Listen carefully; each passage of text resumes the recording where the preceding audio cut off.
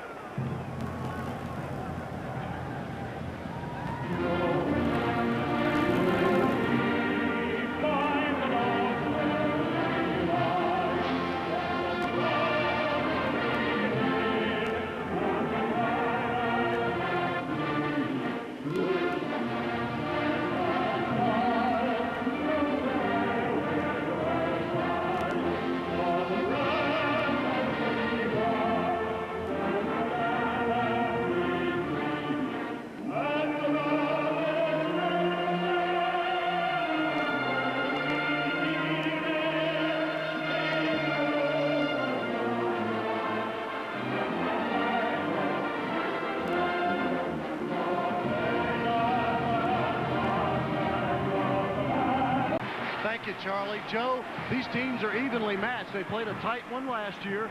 I think the teams are evenly matched going into this ball game. That usually means that the team's best players have to rise up to give it a team an advantage.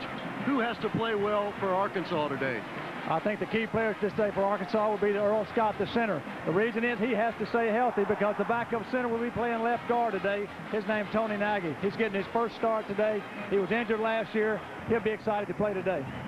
Well, Carolina's success rides on Brandon Bennett on offense, I believe. They may pass 50 times tonight, but Brandon's all-purpose yards are what be important. And on defense for Carolina, Tony Watkins, the leading tackler for 3 years in a row, will have to do two things. He'll have to help out on run support on the option, and he'll have to call those coverages because they could get beat deep.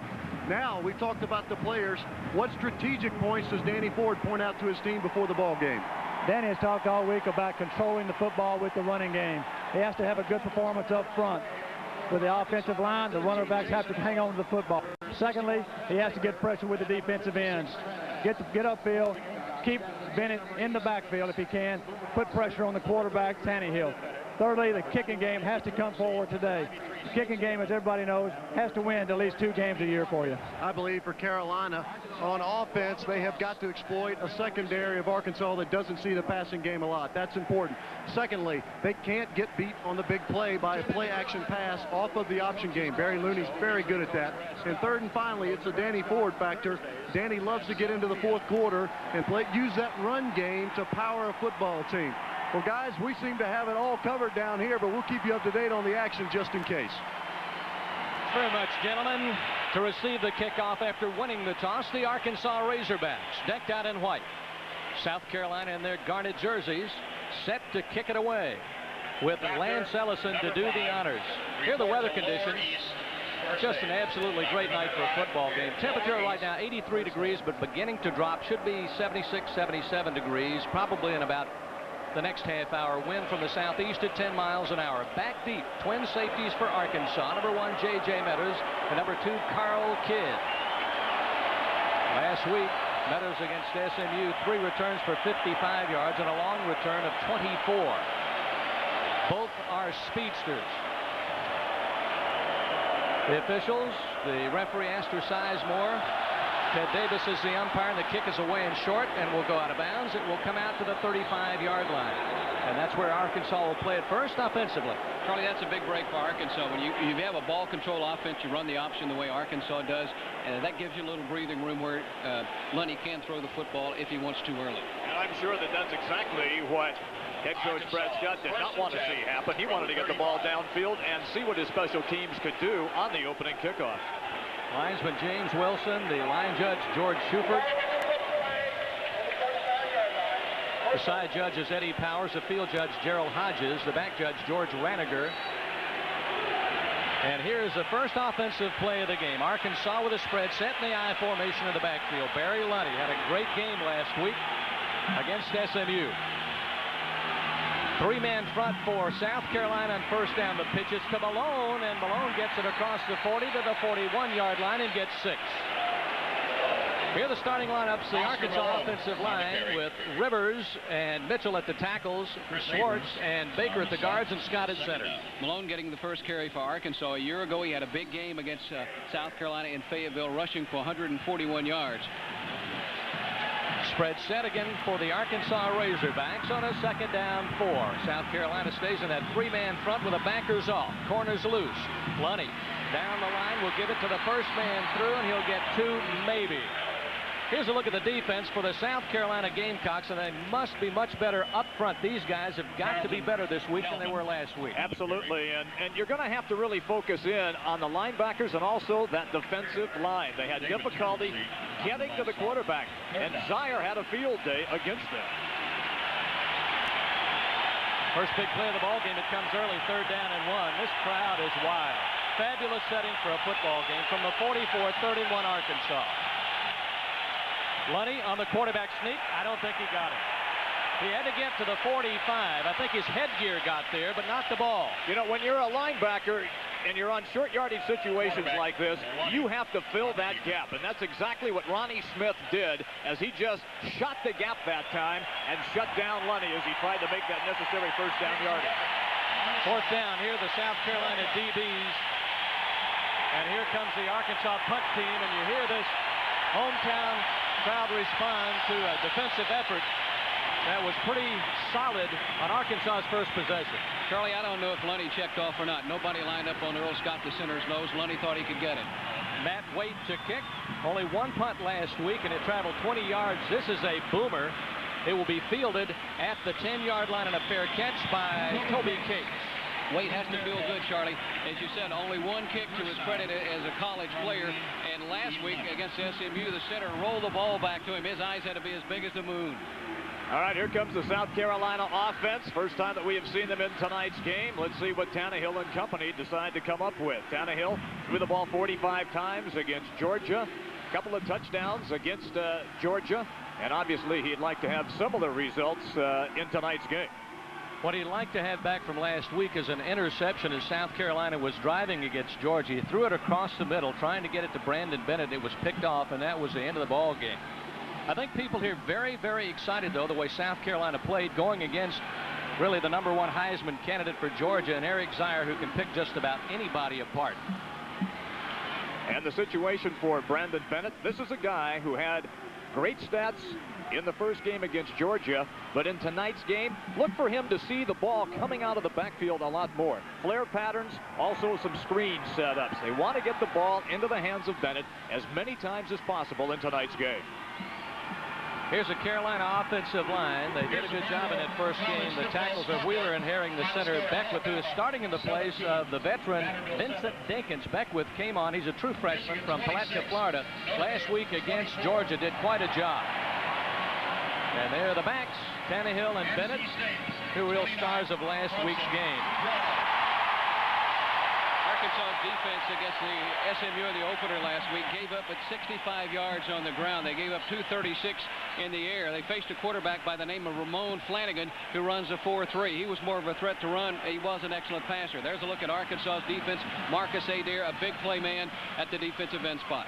And they're the backers, and here's the secondary. Tannehill in a 1st and 10 with a play fake. Drops back to his own goal line, swings it out, far side. And battling up to the 15-yard line, Junior Soley, the nose guard, slides over to make the tackle. It is 2nd down. Well, what did we just talk about before they went for the first play from scrimmage? We said they were going to do some little flares, set up some screens for Bennett. It's the first call of the game. Brandon Bennett had a touchdown catch against Georgia last week and picked up his 8th 100-yard rushing game. 19 carries for 120 last week on the ground. Here's Tannehill to throw. Got a man open. Off the shoulder pad. Beautiful throw by Tannehill, but off the shoulder pad of Terrell Harris, a junior out of Miami who had 6 grabs last week. Well, Terrell Harris has to catch this ball. I mean, the ball is right on the numbers, and this is something that you work on. It's a timing pattern.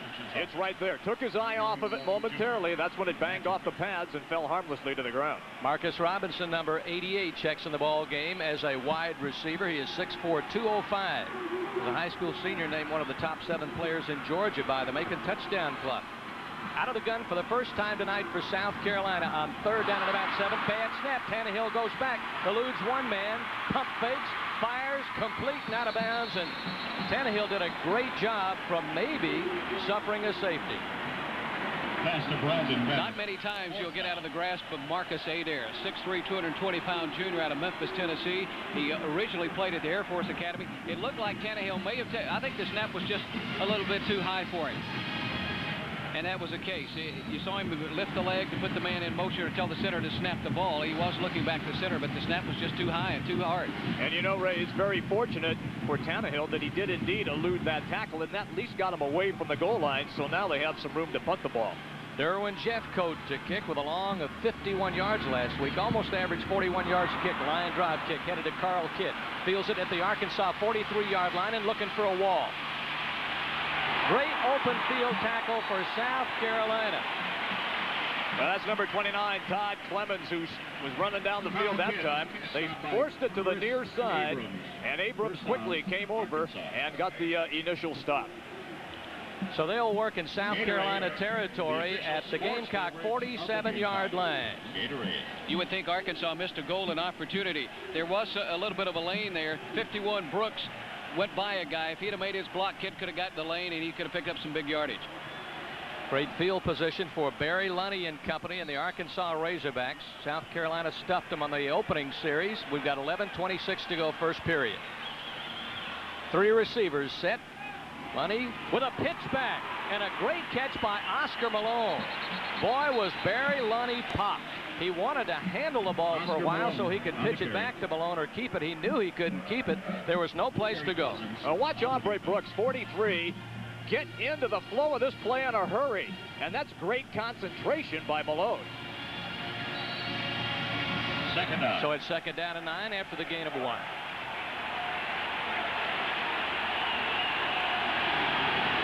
South Carolina staying in that three-man front, and here is Lunny sprinting out to pass. On the run, pass is dropped by Meadows. Covering on the play was Lee Wiggins, the redshirt freshman out of Hartsville, South Carolina, getting his first start. Pass to Meadows. Meadows is a speedster out of Ruston, Louisiana. Lunny, a left-hander, rolling to his strong side. Meadows just took his eye off it. You won't see him drop many. Third down. So it's third down and 9. Lunny looks to the sideline to get his instructions. Meadows comes to the near side. James Perry to the far side. Lunny looks at a four-man front now as the linebackers walked up for South Carolina. Check off at the line on 3rd and 9. Lunny with time across the middle. Meadows open. Trying to get to that first down marker. He's got it and goes out of bounds at the South Carolina 34-yard line. First down, Arkansas. Pass to Meadows.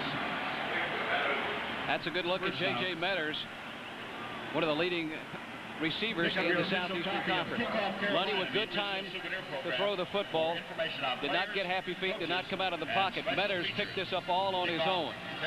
Didn't get too many blocks downfield. He knew where the first down marker was. Lunny is 1 of 2 passing for 12 yards. First and 10, Razorbacks from the South Carolina 34-yard line. Here's another check off. He moves the end in tight, Carl Johnson. Option down the line. Lunny fakes the pitch, keeps it to the 26-yard line. And the tackle there by 27, Lee Wiggins. That time he found the alleyway. Charlie, Lunny not a threat to break it on you, but he's an excellent runner. He reads the option perfectly here. What he wants to do is get on the corner, and then he's got a one-on-one situation. He makes the right read, fakes the pitch, tucks it in, and gets good yardage. And the key here for South Carolina's defensive unit, they do not want to have their secondary guys making all the tackles. That means the guy handling the football has already broke containment at the line of scrimmage. Gives straight up the middle. Big hole for the bruising fullback to the 20-yard line, and that is Oscar Gray, a 250-pounder tackle by linebacker Hank Campbell, the junior out of Charleston, South Carolina. That is Carlton Calvin, excuse me, instead of Oscar Gray. He ran like a 250-pounder. He's close. He's around 240. He probably was at 250 when he reported for fall drills. Those two are like bookends. Oscar Gray, 6'2", 250. Calvin, 6 foot, 236. First down and 10, Arkansas Razorbacks. Lunny, straight pitch. Malone with a cutback inside the 15 and nose diving to around the 12, where he'll be 2 yards shy of a first down. Arkansas gets 8 on a first down call. Here's the situation for South Carolina. They're getting strung out along the line of scrimmage, and it's Arkansas obviously doing a great job up front. Gamecocks are going to have to adjust if they're going to have any success in stopping this drive. A year ago, a lot of folks said Arkansas did not have a big-time SEC back, and I think Oscar Malone has spoken for himself. He is in that league. Second down short for the Hogs. South Carolina trying to keep them off the scoreboard early with 9:22 to go first period. Lunny with the alleyway inside the 10 to the 8-yard line. First down, goal to go Arkansas. Tackled by Ronnie Smith, the linebacker, number 50, the junior out of Athens, Georgia. We'll look at it one more time. Barry Lunny, Jr., the young quarterback out of Fort Smith Southside. Last week, Lunny had a 79-yard touchdown strike to Meadows. That was the 6th longest pass play in Arkansas history, and he had another one, and he ran for 64 yards, averaged almost 4.5 yards per carry. Not good foot speed, but he will surprise you when he's on the corner. We've got a timeout. 8:57 remains here in Columbia, South Carolina, and we're scoreless, but Arkansas is knocking on the door. This is exactly the game plan for Danny Ford. Keep the crowd out of the game, and the way that you do that, Charlie, is ball control. Keep it on the ground and run it. Arkansas has thrown, what, 2 passes here, and this is their second possession, and a good sustained drive for them. They have done it on the ground, and the key for Brad Scott's Gamecocks in this game, totally different than what was presented against Georgia. Georgia was more of a finesse team. Arkansas, much more physical than the Georgia Bulldogs because they can blow you off the line of scrimmage, and Arkansas has done that so far on this drive. The thing that makes it so tough for Arkansas opponents is trying to simulate the option in practice because very few teams run it anymore. This is Arkansas's 100th year of football, a big celebration this year in Arkansas. Some of the greats, one of them we had down on the sidelines, Joe Ferguson, one of the great quarterbacks in Arkansas history, and Barry Lunny will certainly go down in that select group of players like Bill Montgomery, Quinn Grovey, Billy Moore, Ron Calcagney, Lamar McCann, and Brad Taylor. We should have asked Joe what happened to the Buffalo Bills in the first week of the NFL season.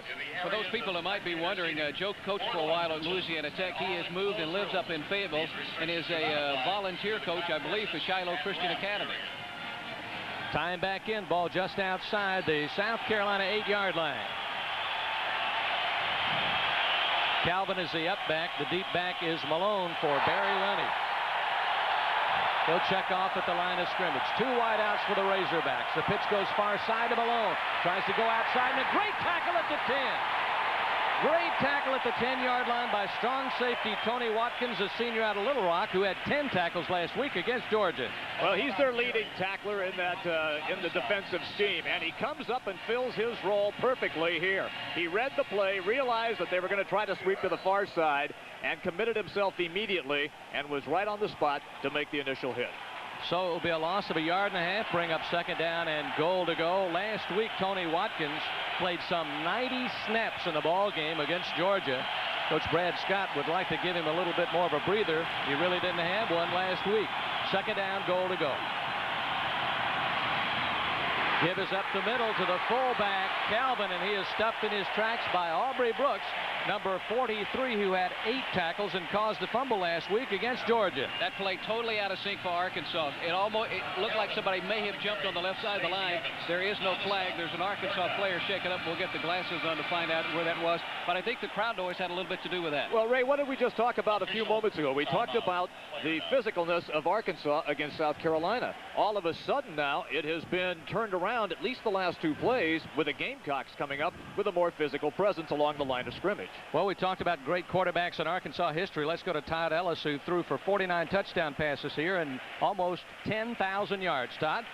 Thanks, guys. One of the difficult things for these Carolina defensive ends is in this offense, you have got to play the dive on the option game, but then again, you can't get turned and get hooked inside when they run the sweep. It is putting a big strain on the Carolina defense right now. Thanks, Todd. From the 10-yard line, third down, goal to go, Arkansas. 7:54 and counting. Time left in the first period. Split backs for the first time tonight. 2 receivers near side. Lunny back to throw. Has time, short across the middle, caught behind Malone, but it is not enough, and that brings up a 4th down play for the Arkansas Razorbacks and a decision for Danny Ford. The throw was behind Oscar Malone. I don't know that he would have picked up the first down if the ball had been on the money. South Carolina's defense read this perfectly. Lunny taking a long look. Malone coming over the middle. As you said, the ball was behind him. I don't think he could ever got to the corner. There you see South Carolina's defense just waiting on him. They certainly were, and what the Gamecocks were in, they were in a zone coverage at that particular time, and Tony Watkins came up and made the stop. Lance Ellison, who was 0 of 3 in field goals last week, attempts a 23-yarder. It is blocked and a live ball. South Carolina has turned in a sterling defensive effort, their second great effort of the night, and they keep the Hogs out of the end zone with 7:01 to play in the first period. Well, this is exactly what the Gamecocks were hoping to get. They needed some sort of big play to turn the momentum in their favor, and they just got it.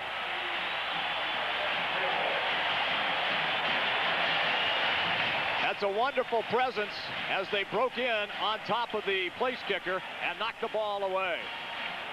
I thought for a minute that Ellison may have taken a little bit too long, but give credit to South Carolina. The two guys came over the top. I think it may have been Ronnie Smith who blocked the kick, or either Aubrey Brooks.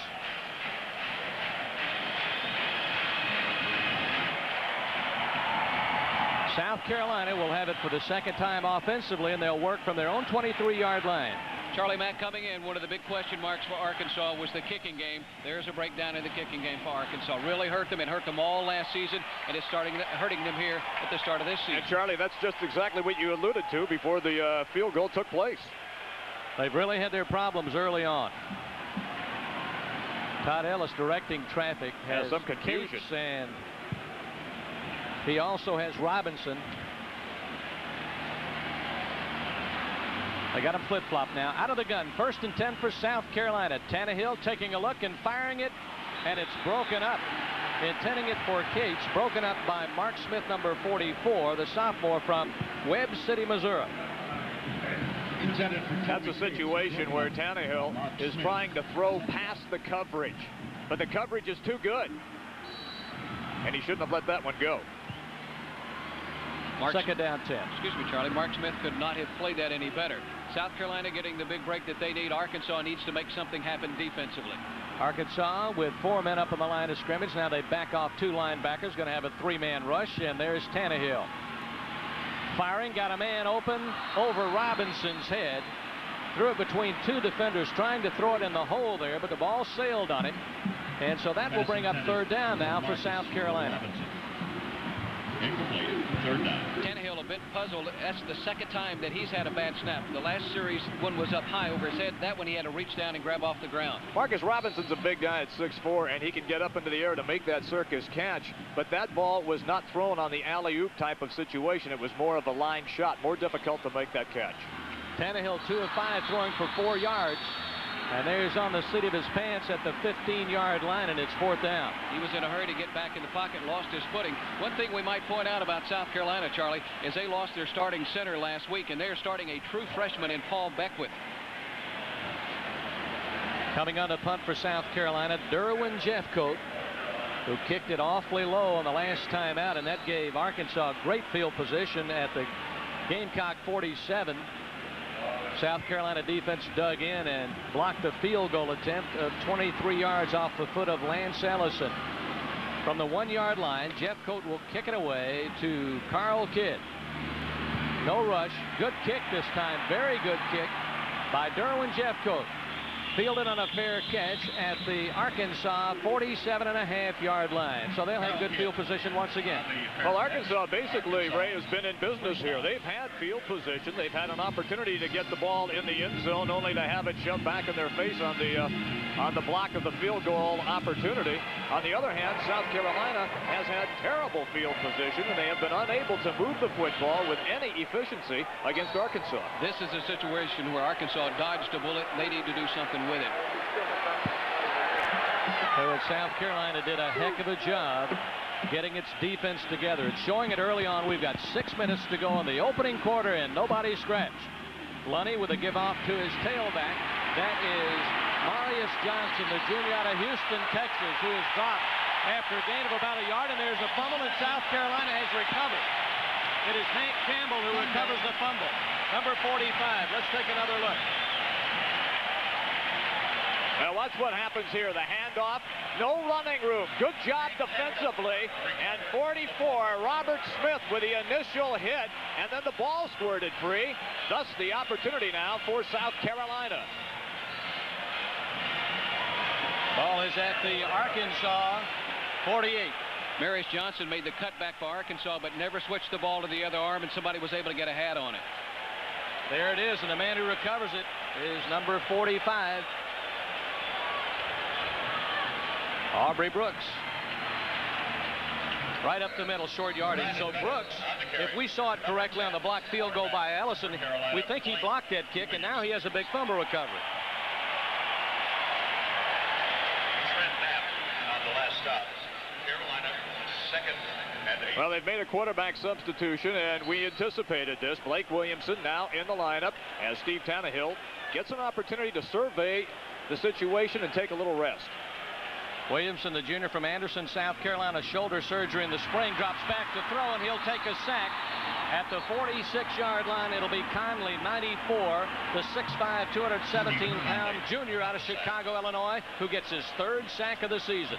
3rd down. Steve Conley, a very interesting story. He came to Arkansas. His brother is a former gold medalist, Mike Conley. Let's go down to the sideline now to Joe Ferguson. Talking about a crowd being in the ball game, when the Razorbacks had the ball inside the 10, the crowd did as much as the defense did to help stop them there. The crowd's into the game. They know what they're looking for. 3rd down and long, shotgun for Williamson, steps up in the pocket, now comes out running, and he'll be dragged down at the 46-yard line. 4th down, no gain on the play, and once again it's 94, Stephen Conley. On the stop. 4th down. Well, here's a situation again where South Carolina has an opportunity to finally have decent field position and to do something, and it's 3 and out. You would never think of Steve Conley as a defensive end when he first came to Arkansas. He's put on 25 or 30 pounds on a 6'5" frame, and he is tough. He's got great quickness on the outside. Jeffcoat to punt. 2 safeties now back for Arkansas.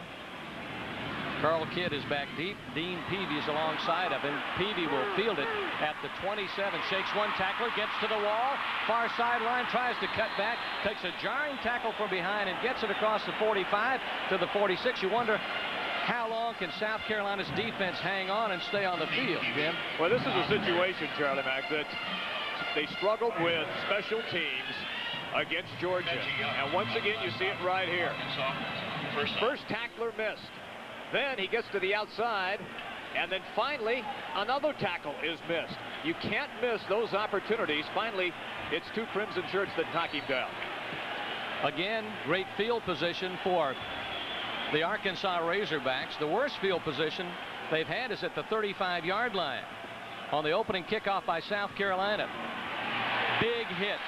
Ball goes off right guard to Oscar Gray, rammed by Ronnie Smith, number 50. Oscar Gray. And there's Chris Rump, young man who's playing with an ankle injury. Let's take another look.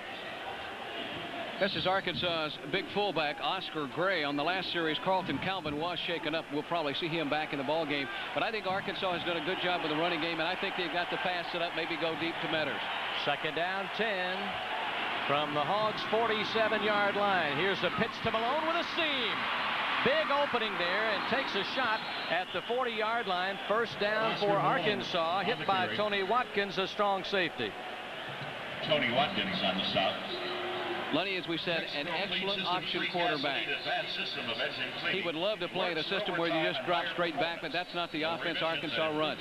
Watch Malone cut back against the grain, and you'll see big number 61, Pat Baker, get it his way. He's standing there. If he blocks a guy, Arkansas might score. That's why the coaches tell you, keep giving that good second effort, get downfield and hit somebody. 2:55 to play first quarter.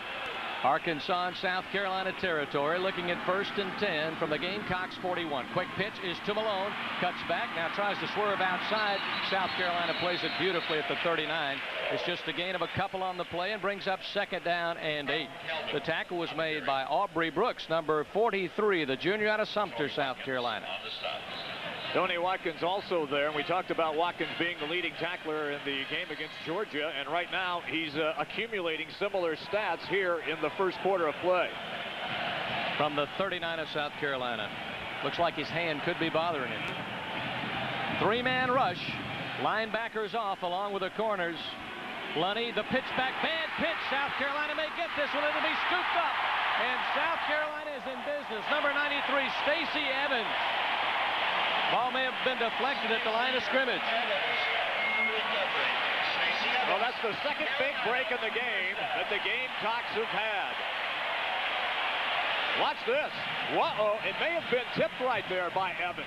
And not only does Stacey tip the ball, he realizes what's transpired and chases after it. And of course, being the fleet of foot at 6'2" and 262, tried to scoop it up and take it for 6, only to be caught, of course, from behind. That's great individual effort on South Carolina's part. What the Gamecocks have to do now, they have to get the ball in Brandon Bennett's hand. That is the penalty coming up now, or what are they going to do here? Brad Scott is out on the field talking with one of the officials, and they're going to mark this one back. Let's see what the officials come up with. Brad Scott is hot as a $2 pistol. Well, you rarely win when you talk to the guys in the striped shirts, so let's see if Brad has any success pleading his case. And we'll hear momentarily how the officials size this one up. We'll hear from the referee, Astor Sizemore. Well, he must have had some input because they're walking back toward midfield. It'll be at the 48-yard line. South Carolina keeps possession.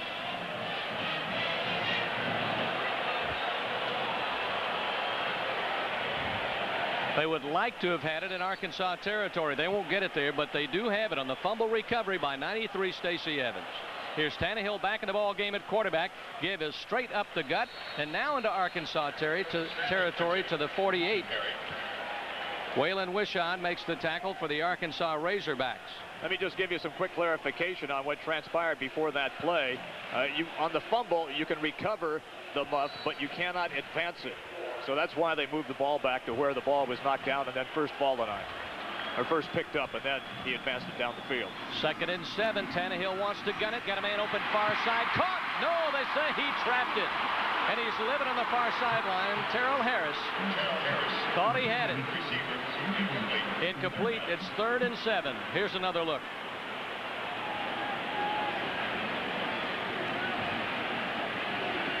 All right, watch it right there. You see the bounce just before it gets into his hands. And the official right on it. That's a very good call. 3rd down 7. Here it comes with a gun. Steve Tannehill with a wide set. Sprints right. Trying to get a block. Gets it. Fires on the run. Drop at the 40-yard line. So that brings up 4th down. Terrell Harris dropped it. 6 catches last week, but he can't find the handle tonight. And Harris paid the price. He was really decked at the end of that play by Dean Peavy, number 10 for Arkansas. Well, Steve Tannehill has time. He got protection. And the ball was there, and Harris is going to have to hang on to that football if the Gamecocks are going to have success in advancing it down the field. Derwin Jeffcoat on to punt once again. Twin safeties back. Peavy along with Kidd. 1:28 to go first period. Kick ought to get pretty good coverage. Wisely, Kidd will get away from it. Takes a South Carolina roll, just gets into the end zone. Number 24 for South Carolina. Couldn't quite get to it. Tony Watkins. Arkansas, first down from the 20. Well, that one was like a rocket launch. He had that one up so high. And it did take 2 bounces right around the 3 and then the 2-yard line. They just couldn't get somebody down there quickly enough to stop it before it went into the end zone. That's a prime case of the punter almost out kicking the coverage, although South Carolina should have down that inside the 5. And the player that was down there is hearing about it on the sideline right now. Oh, absolutely. Looked as though it might get good coverage, but the punt really sailed. It didn't hang up. And it looked like he was going to take a South Carolina bounce. Charlie, this is one of those games where you get the feeling something's getting ready to explode here, one way or the other. Mike Cherry, number 18, the sophomore from Texarkana, now will sit behind center for Arkansas. And there's the pitch to Johnson, and he is knocked down dead in his tracks. Chris Rump getting up off the bottom of the pile with help from Stacey Evans. Nothing wrong with Arkansas starter Barry Lunny Jr. Coming in, Danny Ford said, yes, I will play 2 quarterbacks. He did last week against SMU. He'll do so tonight against South Carolina. If you rate the 2 quarterbacks, Cherry's probably the better passer. He's the pure drop back passer.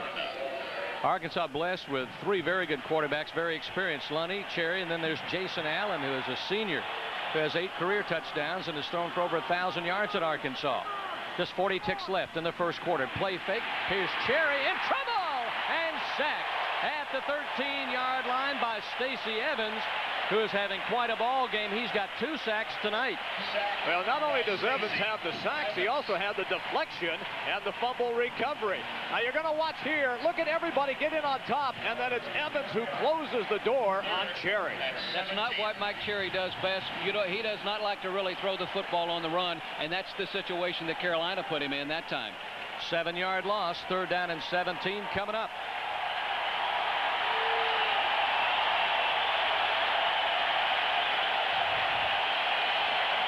Cherry having a hard time hearing. Now the officials stepping in. I think they want to... That's the end of the first quarter. We are scoreless after 1. Well, gentlemen, it's been a pretty interesting first quarter of play. You've seen some, I think, good defensive play. And offensively, neither team seems to be able to get on track.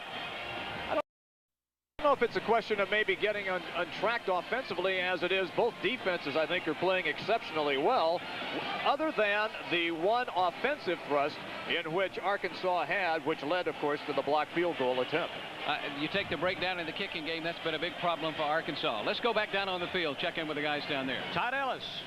Thanks, guys. Right now, this first quarter was dominated by both defensive lines.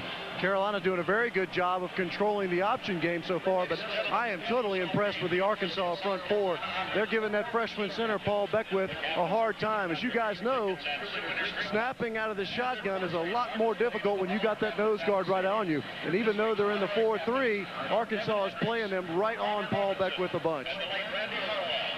Well, that was going to be one of the key matchups to see how the freshman Beckwith would do against Arkansas's front. And you just heard Todd Ellis saying early on he's losing the battle. Personally, I think Tannehill's a bit rattled because of the problems with the center. I think he's a little out of sync because of that. From the 13-yard line, Arkansas. 3rd down and long, 3rd and 17. 2 wideouts far side, 1 to the near side. Cherry in relief of Barry Lunny Jr. First play, second quarter. Again, we have no score. And there's a fumble by Cherry, and they're digging for it at about the 14-yard line. Stacey Evans is saying it's Carolina's ball. It looks as though it's Arkansas, so it is. And it's 4th down Hawks. So Matt Waite will come on to punt. 4th down. There's another look. Cherry just lost the handle coming out from under the center. Tried to come out in a hurry. Tony Nagy for Arkansas on the recovery. There's a look at Danny Ford, the 46-year-old head coach, and there's a look at Matt Waite. Single safety back for Carolina. Here comes a rush, and he just gets it off. Somebody got a piece of it. Toby Cates will watch it roll across the 50, go out of bounds at the 46-yard line of South Carolina. We've been talking about field position all night. South Carolina has excellent field position now. Well, this is a situation where all of a sudden the game has kind of turned into a game of miscues. You have guys not catching the football for South Carolina, and then you have for the Razorbacks, guys not getting the clean snap from center, the ball laying loose on the ground. So it's just one miscue after another. Waite showed a lot of poise, I thought, for a freshman. I mean, here are these guys coming in after him, and he doesn't panic. He could have rushed in a hurry and tried to kick it. We've got a great look at it from the end zone camera. He took a little bit too long. I know that's slow motion, but I think Danny Ford would probably like to see him get it away a little quicker than that. Ladies and gentlemen, and the rush came from right up the middle. They're the rushing yards. South Carolina with a -10 and Arkansas with 39 rushing yards. A lot different from last week against SMU, huh? What really surprised me so far in this ball game is how few times that Bennett's touched the football. I was just going to say, you take a look at that stat at -10. The very first play of the game, we touched on that. How many times he was going to be in pass patterns. That's exactly what they did. They went with a little flare, little screen pass.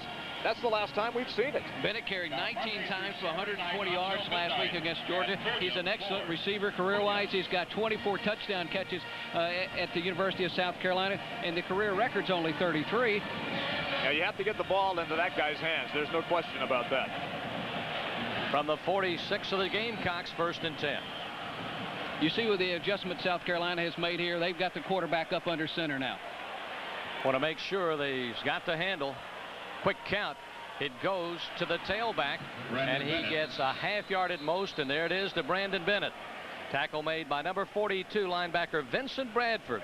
Sophomore out of Malvern, Arkansas, was drafted in the 3rd round by Detroit and played 3 seasons of minor league ball. It will be interesting now to see if Arkansas can line up nose-to-nose, toe-to-toe with South Carolina and stop their running game if that's what they want to go with. And here's what you do now. You go with some play action and bring Bennett out into a little slot area and get the ball into his hands on a short pass. 2nd and 9, Tannehill with a play fake. Got time, guns it, man open, caught. Robinson, first down, South Carolina. Marcus Robinson. It wasn't Bennett, but it was Robinson that they went to. They did go with play action that time to freeze the rushers just for that brief moment. Gain was 13. But they did fake the Bennett and freeze the linebackers. Yes. That's what opened things up. Yeah, Monty Means that time with the catch. Oh, that was Means, excuse me. Instead of Robinson, 88. Means, number 80. First down, Gamecocks. No score yet. 13:27 to play. Swing pass comes out to Bennett with a blocker in front. And a great hit there at the 40-yard line, the line of scrimmage, and Bennett could only muster a yard as he took a big pop there from Vincent Bradford, who played off the block and made the stick. The coaches teach those tackling drills, and they say, hey, guys, you got to get that headgear right in the chest. You got to bust them, and you can't play this play much better than Vincent Bradford played this one. He did slide off his shoulder a little bit. He got some inside help, but he made that initial contact. Calvin Owens in now at wide receiver number 82 out of the gun. Tannehill on 2nd down and 9 from the 39 of Arkansas. Tannehill looking, pump faking, firing, incomplete. I think he just threw it in an area there to get rid of it. I thought he panicked just a little bit there. He had plenty of room to move around a little bit, and he could have run out of the pocket with it. Also, when you're a wide receiver and you see your quarterback scrambling, you have to break off your route and come back to help him. And that didn't take place on this particular pattern. See, he thinks somebody's going to break off the route and come back. There's no receiver anywhere. There's a receiver about 6 yards to the right of the screen there. 3rd down, 9, Tannehill. Rush from the outside. He gets away from it. Swings it out far side. Bennett gets it across the 35 to the 33. And it looked as though Brandon was getting ready to take a hit instead of trying to step it downfield. It looked like he thought he was going to get hit. This is not sour grapes, but South Carolina got a big break that time. Conley had good pressure come from the other side, and the guy grabbed him and rode him to the ground. Yeah, that was a big-time grab. We all saw it. 32 Spencer Brown tripped Brandon Bennett up. It'll be 4th down and 3. And here comes number 10 for South Carolina. Out. He will hold. That's Blake that Williamson. Is Blake Williamson. And here will be a field goal attempt by number 19, Marty Simpson, senior from right here in Columbia. Former parade All-American by USA Today. 49-yard kick to give South Carolina the lead. They will fake it. Williamson trying to stiff arm his way out of trouble. Bobbles the ball, goes down. Arkansas will have it at the 47-yard line. I had it on the tip of my tongue. Look out for the fake here. I know you can second guess all you want to, but Marcus Adair right on top of him. He smothered it. On the defense. Tune in to Carolina calls. Well, you know what? That's an excellent rush that time by Arkansas. There was just too much pressure on there, and Williamson never even had an opportunity to look downfield. Look, he's already got white shirts in his face just as he picks up the football. He's in trouble immediately. Barry Lenny back in at quarterback. Excuse me, excellent defensive play by Marcus Adair. From the 47, Arkansas in the scoreless game with 11:44 to go. Second quarter in Columbia, South Carolina. Barry Lenny back to throw. The left-hander going to gun it long, go for the home run ball. And there is a penalty marker thrown at the 20-yard line. A lot of folks there. 5, 6 players to be exact. The flag came down before the ball ever got to the intended receiver. And this one could be flagged on number 5, Terry Cousin, the sophomore out of Miami. Let's see. Pass interference against South Carolina. So 15 yards will be walked off from the line of scrimmage, and that will give Arkansas first down. That had to be a busted play for Arkansas. There were 2 receivers right on top of each other. The interference came from neither one of those, but it had to be a busted play. And you had too many guys converging into one area.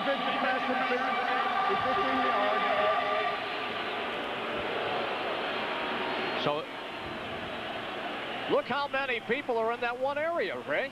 Interference at the bottom of your screen, though. But as you said, we had two receivers running the same route. From the 38.5-yard line of South Carolina, the defense, which has been solid all night, will have to come up with some big plays here. Lunny moves in his tight end. Carl Johnson, 84, tight on the right side. The option goes that way. Lunny trying to look for running room, gets it to the 34-yard line. So it will be second down now after Lunny picks up about 5 on the play. Lunny made the option look easy that time, and you look at it from way up here where we are up in the stands, it looks like, gee, you should have seen that hole that was there as soon as you came out from under center. But he doesn't have that kind of advantage that we do. But he had to make a decision in a split second. You see all the Gamecocks chasing on the play. They were all fooled. They let him come in on the far side, and then Lunny goes the opposite direction. Second down along 5. Lunny give to the first man through, the big fullback to the 31-yard line. Looks like Oscar Gray, and the tackle by Stacy Evans. I think for Arkansas to leave here tonight with a victory, they have to get points out of this series. Beg your pardon, that is Carlton Calvin on the carry. 39, not 31. And there's a look at Danny Ford in his 13th year as a head coach. 102 wins, 34 losses, 4 ties, a winning percentage of 74%. Former head coach at Clemson, won a national championship there. He is 4-2 against South Carolina in this stadium, and 8-3-1 overall. Lunny, quick pitch, bad pitch to Oscar Malone, and he'll lose back to the 40. So that brings up 4th down, and there's another bad pitch by Arkansas. Well, what have we talked about so far in the first half of play? It's been one mistake after another. Here's another mistake right here. Actually, he should have had that ball. That was right in his hands. Took his eyes off of it. So it's 4th down and about 12. Ball at the 40-yard line of South Carolina. 9:50 remaining, second quarter. Danny Ford can't be a happy camper right now. Well, I don't think Brad Scott is either, to be honest with you. Arkansas is going to let the 25-second clock run out, I believe, here and take the 5-yard penalty with hopes of downing the ball inside the 15 or 10-yard line. You know, I think most coaches, Ray, can deal with interceptions and they can deal with plays which are fluke plays like being tipped and then intercepted and things like that. But what really gets at their craw is when players continue to make mental errors, which we have seen in tonight's game.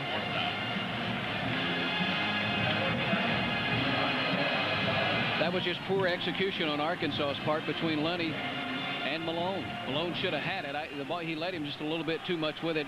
If nothing else, he should have caught the football and tripped and fallen on it. 4th down, Arkansas. Wade on to kick. Single safety for the Gamecocks. Gamecocks going for the run back, and a bad kick by Wade. And a bad bounce. And so South Carolina will have the football around the 23-24-yard line.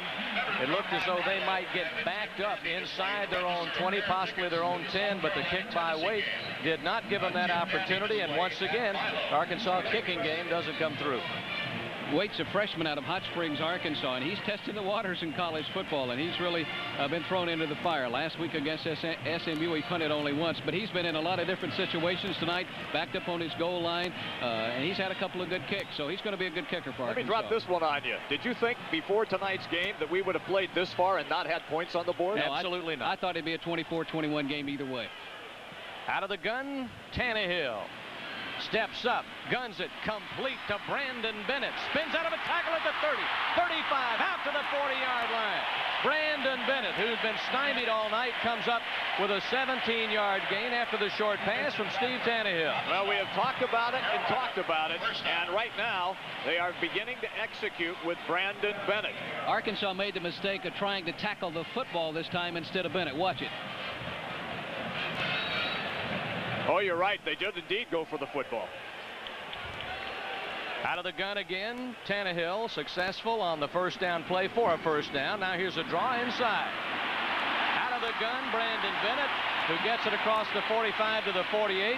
Let's go down to the field now to Todd Ellis. Todd.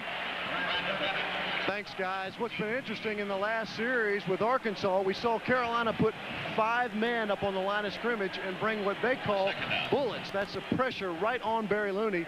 He has not handled that pressure very well on the last third downs. He's put the pitch behind the running back. That'll be interesting. Carolina should bring that more later on in this ball game. After the gain of 8, it's 2nd down and 2, and once again from the gun, here's Tannehill. A bullet complete to Cates. Cates to the 35-yard line. Another South Carolina first down. And there's another 17-yard gain. The tackle by Trent Knapp, the linebacker. Well, this is a little more what we anticipated. We expected to see both teams going up and down the field tonight and not making miscues. All of a sudden, now they're hitting on all cylinders. That's the Steve Tannehill that SEC football fans know right there. And Cates with some nice moves. That's his longest pass of the season so far. His longest against Georgia was just 14. Yeah. Here is Brandon Bennett. Nowhere to go. Gets 2, and that's all she wrote in 2nd and 8. Gamecocks fortunate there. Once again, a low snap. Tannehill did a good job getting the football, and that was a running play. How he got it up and got it to Bennett, I don't know. All right, so what now do the Razorbacks have to adjust to in order to stop this drive? I think we may see, all right, I talked to Joe Kynes, the defensive coordinator, earlier today, and Joe said he would not blitz as much as he did against SMU, but if Carolina's going to sit back there, we might see Arkansas blitzing a little bit more. We've not seen it this game yet. Here's a gun again. 3rd, make it 2nd and 8. Ooh. And Tannehill really takes a pop, and he'll lose a yard on the play, and it's 3rd down and 9. Steve. Marcus Adair stuck him. You're wearing number 18, Steve. When a big guy gets near you, fall down. Don't try to stick your head into his midsection. You get hurt that way. We'll give credit where credit is due. Middle linebacker Trent Knapp did not make the tackle, but he does turn Tannehill in and get some help here. They'll give Tannehill the 33, so it's 3rd down and 8. That's a good way for your starting QB to go to the bench. He did a great job scrambling last week against Georgia, and a 10-yard scramble for a touchdown run.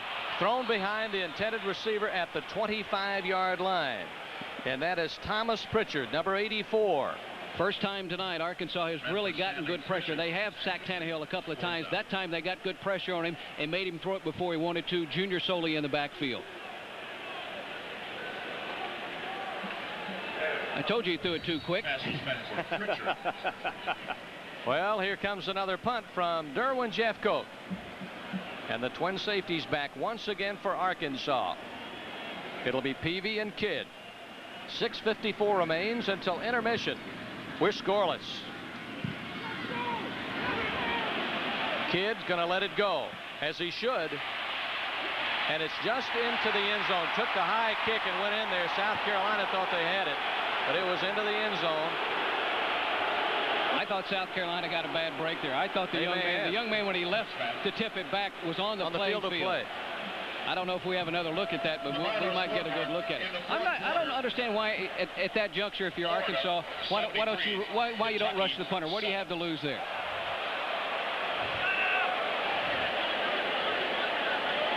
Now we're checking right now to see if we can get a look at it to see if he was indeed in the end zone, and it certainly didn't look like it. I think that they may have ruled that when he came down, he touched the football, so he was in the end zone, possibly.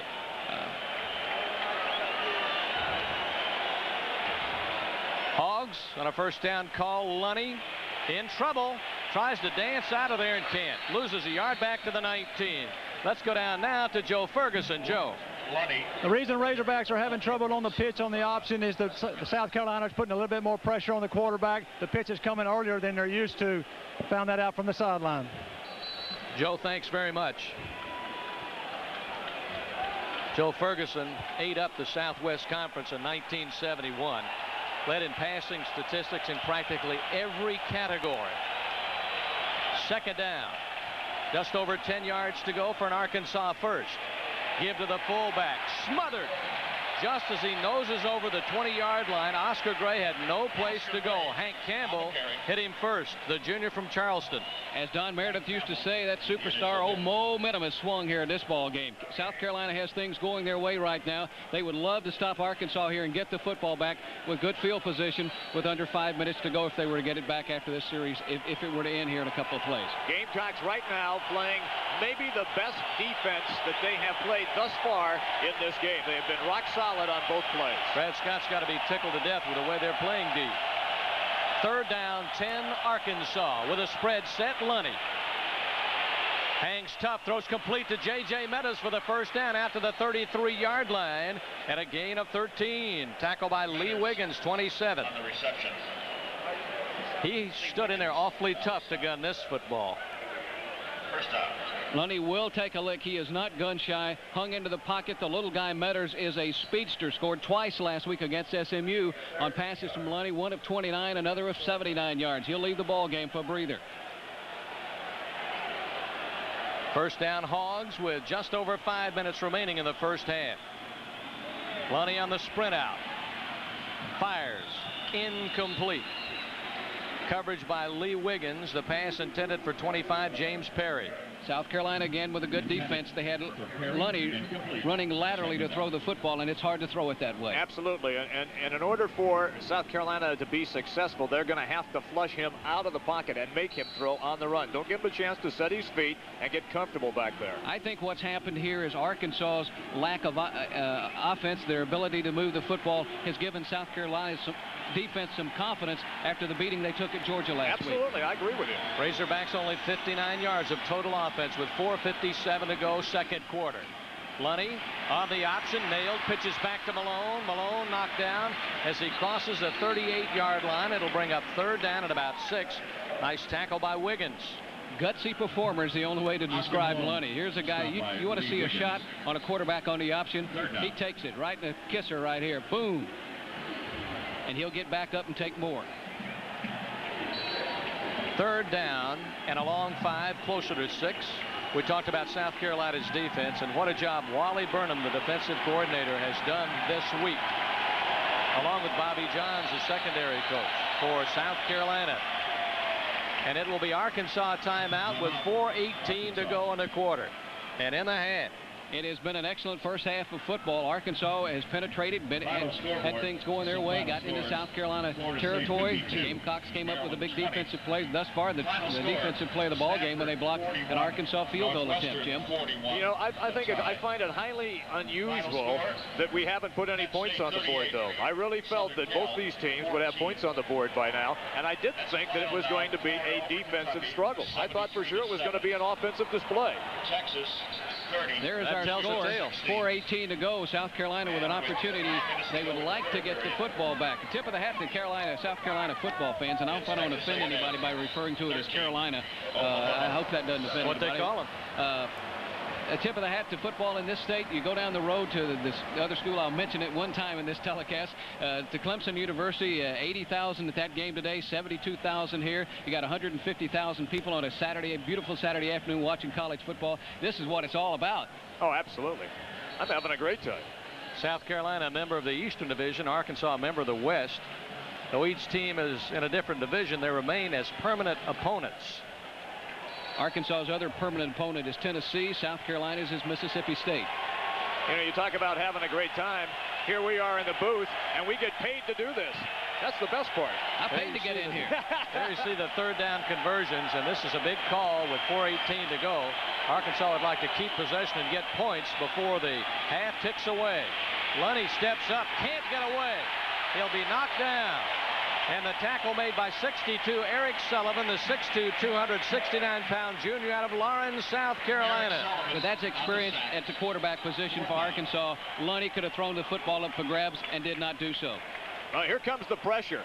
Look, Lunny can't only step up, he can't step outside and run away from it. When he does indeed step up, Sullivan is right there to take him down. There he is. Young man who lost 20 pounds in the offseason. Wait to kick. Here comes the rush, and it is blocked by South Carolina and fielded at the 33-yard line, and that's where it goes down. Stacey Evans with a block kick. What a game Stacey Evans is having. Well, we talked about miscues. Drop passes, fumbles, tip balls, a blocked field goal, now the block punt. Breakdown in the kicking game, breakdown in the kicking game against Arkansas. Waite takes all day to kick the football. He cannot do that. This young man has learned. If he didn't learn that time, he'll learn when he gets to the bench. He's got to start moving when the ball gets to him. He shuffled his feet that time. And Charlie talked about the kicking problems in which Arkansas had at the very beginning of the contest. Carolina give to the first man through 1, maybe 2 yards. The clock running with 3:32 and counting. Time left in the first half. Marcus Adair, number 50, the junior out of Memphis, on the stop for the Arkansas Razorbacks, the young man who transferred from the Air Force Academy, and when he gets out of school wants to own his own law firm. Well, if the Gamecocks are going to make some noise, they got to do it here in the final 3 minutes of this half. Carolina on a second down and a short 7, ball at the 29-yard line. Tannehill with time, fires it complete to Brandon Bennett.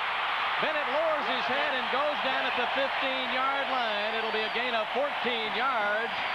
The tackle by Tracy Cantaloupe, the cornerback for the Hogs. Carolina doing a good job matching the good running back to match Bennett against the middle linebacker Knapp, and that's no matchup in an open field.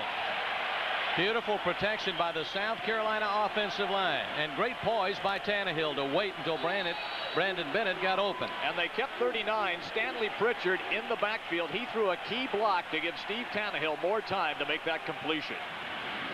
Here's a give on the draw of the shotgun to Brandon Bennett, and he rambles down near the 20-yard line. Tackled by Dean Peavy, cornerback, senior out of Montgomery, Alabama.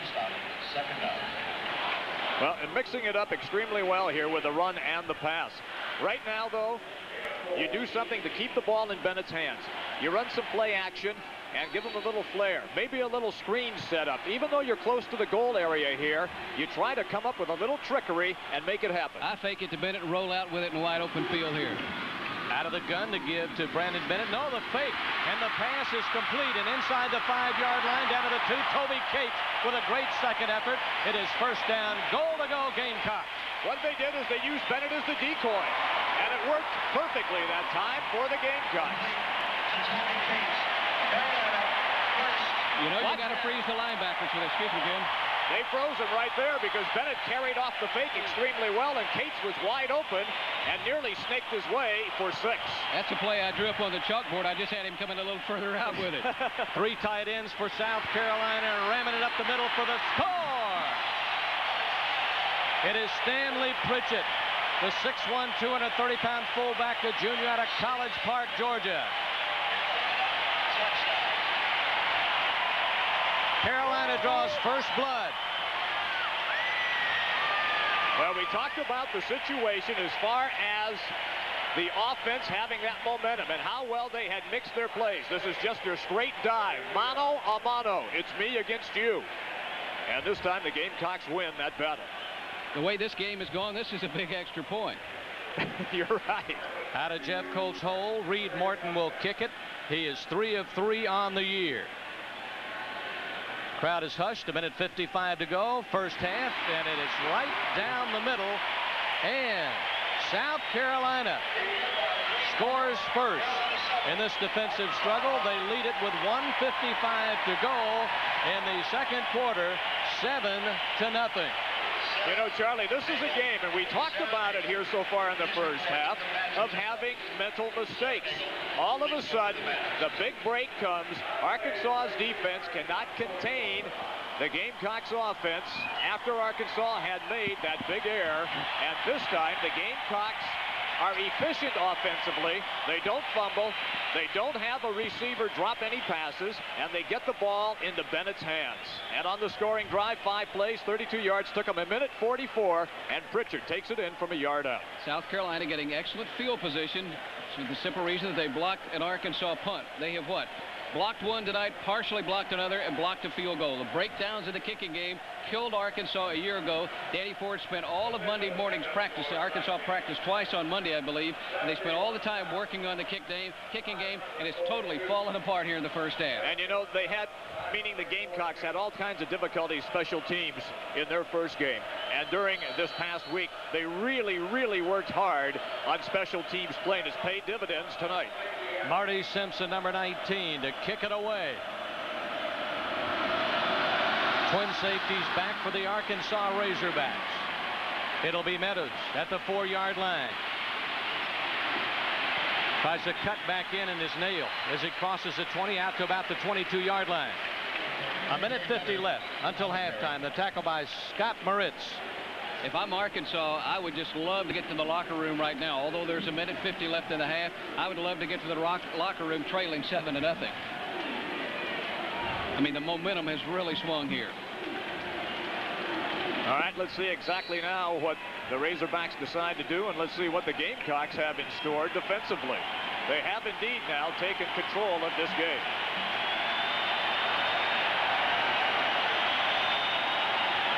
Arkansas with 1 timeout left in the first half. give us to the tailback Malone, who manages to fight his way for a yard and a half. Oscar Malone on the carry. If you're an Arkansas fan sitting at home saying, what's the difference this week and last week? Last week, Arkansas's offensive line dominated SMU. South Carolina getting tremendous penetration right now. Ask me that question again. Ask me that question. What's the difference in a week ago? They played SMU. I know there's a little difference there. There you see the big stick from 43, Aubrey Brooks. Arkansas has used its last timeout, I think. $2 for students and senior citizens. We'll pass along a couple of afternoon scores from the Southeastern Conference. Kentucky a winner last week at home against Louisville. They had a record crowd of about 59,000 in Lexington, and they headed to Gainesville thinking they had a good chance to beat number 2 Florida. No way, Jose. Florida over Kentucky this afternoon, 73-7. Alabama came on strong down the stretch to beat Vanderbilt in Tuscaloosa, 17-7. Interesting point about these two schools. 876 miles separate them, and also, when South Carolina has lost its opening game at home in the past, they usually have bounced back in the next game at home, going 6-2 with that scenario. Well, the Gamecocks felt that they played well enough to win against Georgia, despite the fact that the Bulldogs ran up over 500 yards against their defense. They were in the game. Tannehill was taking them down the field, obviously got picked off at the end. They felt they had the opportunity to win the game. They have built on top of that and have come in a confident football team tonight. From the 21 of Arkansas, the Hogs with 1:35 to go in the second. Here's a pitch back to Malone. He's being chased down. Gets away. Malone with a great effort across the 25 to the 27-yard line. And he's tripped up by Chris Rump, number 58, the senior from St. Matthews, South Carolina, who is playing with an ankle injury and was questionable for this game. Oscar Malone being bottled up tonight. Had a great game last week against SMU. This is just outstanding individual effort on Malone's part. He gets a pretty decent block right there, slips off the defender, gets to the outside. Everything he got from there on was on his own. Malone came into this game for his career averaging 5.5 yards per carry. South Carolina's defense has done quite a number on him tonight. Third down and short. Pitches back to Malone once again. Gets to the corner, gets out of bounds right at the marker. That is a big first down if Malone got it, and I think he did, because Arkansas would have had to punt with about 40 seconds left. We'll take another look at it. Luddy just quick pitch back, and Malone getting some good blocking. Fullback trying to push somebody outside. Malone goes outside. He got that on his own. Oh, they say he didn't get it. Okay, I stand corrected. I think he's just short. Just inches short. Well, his knee must have touched down, because I thought maybe he went out of bounds before that. Terry Cousins, the cornerback, number 5, making the hit on the far side. So Arkansas, with 44 ticks left, will punt it away. If you're the Hogs, you're saying, oh, no, I've got to punt it again. Here comes Carolina. That's right. And with 44 ticks left, go after it. And they are. This time they don't get there. Nice kick. Cates at the 32. Needs to cover the ball up and go down. But he doesn't. He stays on his feet.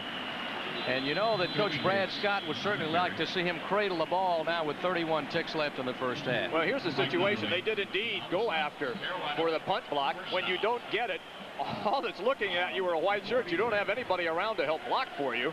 So you're exactly right, Charlie. You catch the football, immediately get down, and save some time on the clock and see if Tannehill wants to try to put more points on the board. If he'd have gotten out of there, his teammates would have given him a new nickname, maybe calling him Houdini. That's right.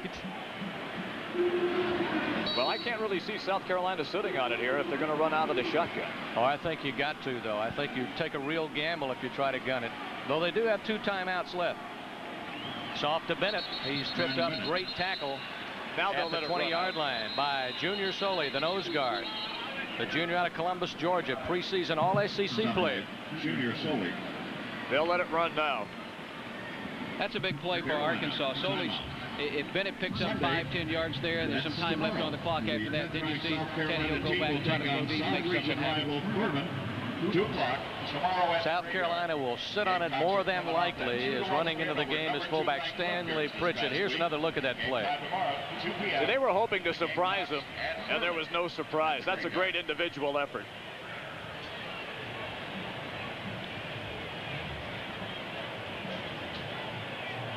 So you have to make that block. Delvin Herring, the 320-pounder out of Jacksonville, Florida, can't cut Soley off at the pass, so to speak. Maybe he should weigh 300. Better drop 20 quick. There's a look at Brad Scott, the new head coach at South Carolina. Came in from Florida State and assisted under Bobby Bowden for 11 years. The last 4 years, he was the offensive coordinator for the Seminoles. He has put in that old offense here, and South Carolina fans are really excited about things. Just 39 years old. In 1992, when he was at Florida State, he recruited 4 of the top players in South Carolina to Florida State. You don't think that had anything to do with them hiring him, do you? Well, certainly not. Quite a recruiter and a great offensive mind. I think he's going to be a tremendous head coach. Here is Tannehill. Throw it long. They're throwing away. One of the two. And hold on to the football, and that's what he does. Tannehill. I don't think he or Lunny will win a foot race. Junior Soley. Junior Soley again there with a defensive gem. And South Carolina will go into the locker room with the only point scored here in the first half. Lead it 7-0. Like I said earlier, if I'm Arkansas and I'll go to the locker room after those breakdowns of the kicking game and I'm behind only 7-0, I should feel fortunate. Well, both coaches will go in. They'll have a conversation with their clubs. And I think, to be perfectly honest with you, they're not going to stress the first half. They're going to stress, guys, you have to concentrate. You can't have those mental lapses, which we both saw in the first half of play. If you're Arkansas, your adjustments you make are, first of all, with your offensive line. What's South Carolina doing to take the option away from you? And if you're South Carolina, on the other hand, you've got to do some work with your center Beckwith. Junior Soley's wearing him out up front. He's having problems snapping the football, so you go in with that young man and you make sure that you do something about his confidence to restore his confidence. If you're Arkansas, you just got to suck it up and come back strong the second half. You can make those adjustments. All right, in the second half, then, do you think you'll see the Razorbacks continue with the ground game? Because they did have success when they ran the option and they made the pitch, and the back did indeed hang on to the football. Or when Lenny faked the pitch and kept it, they did indeed pick up big chunks of yardage.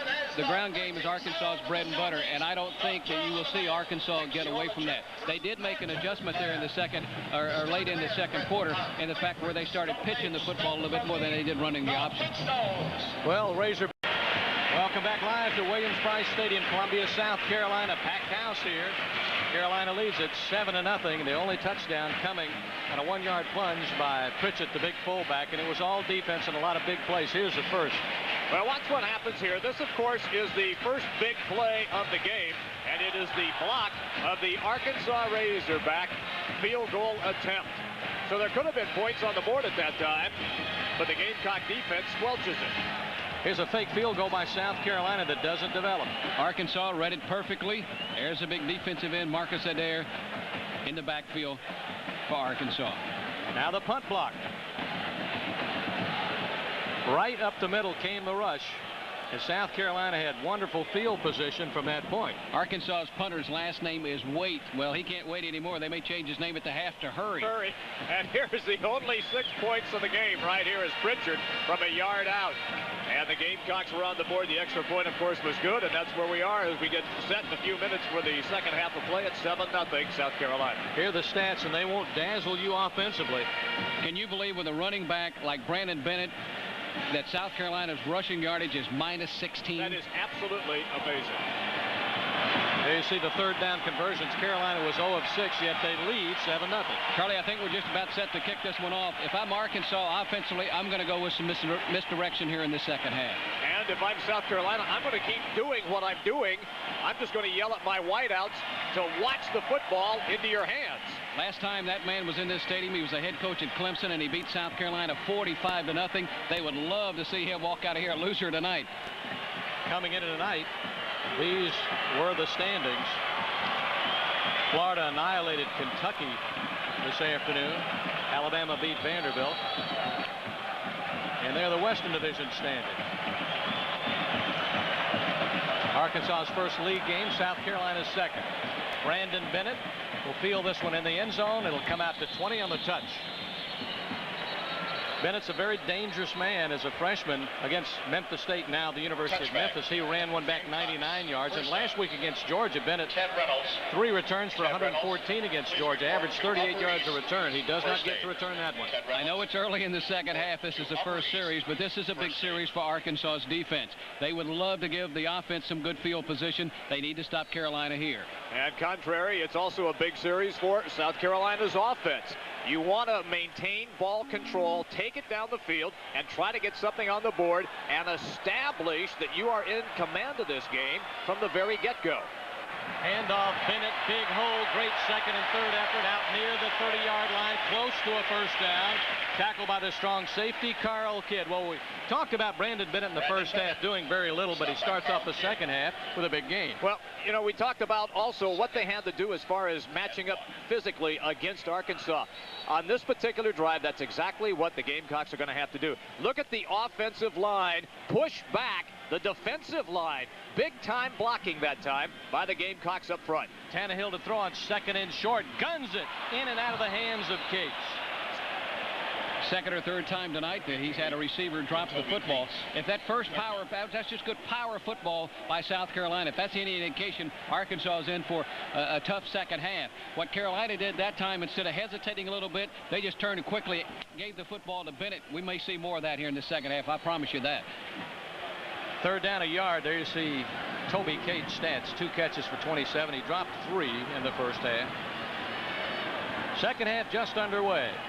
Charlie Mack Alexander with Ray Tucker, Jim Brinson, and down the sidelines, Joe Ferguson and Todd Ellis.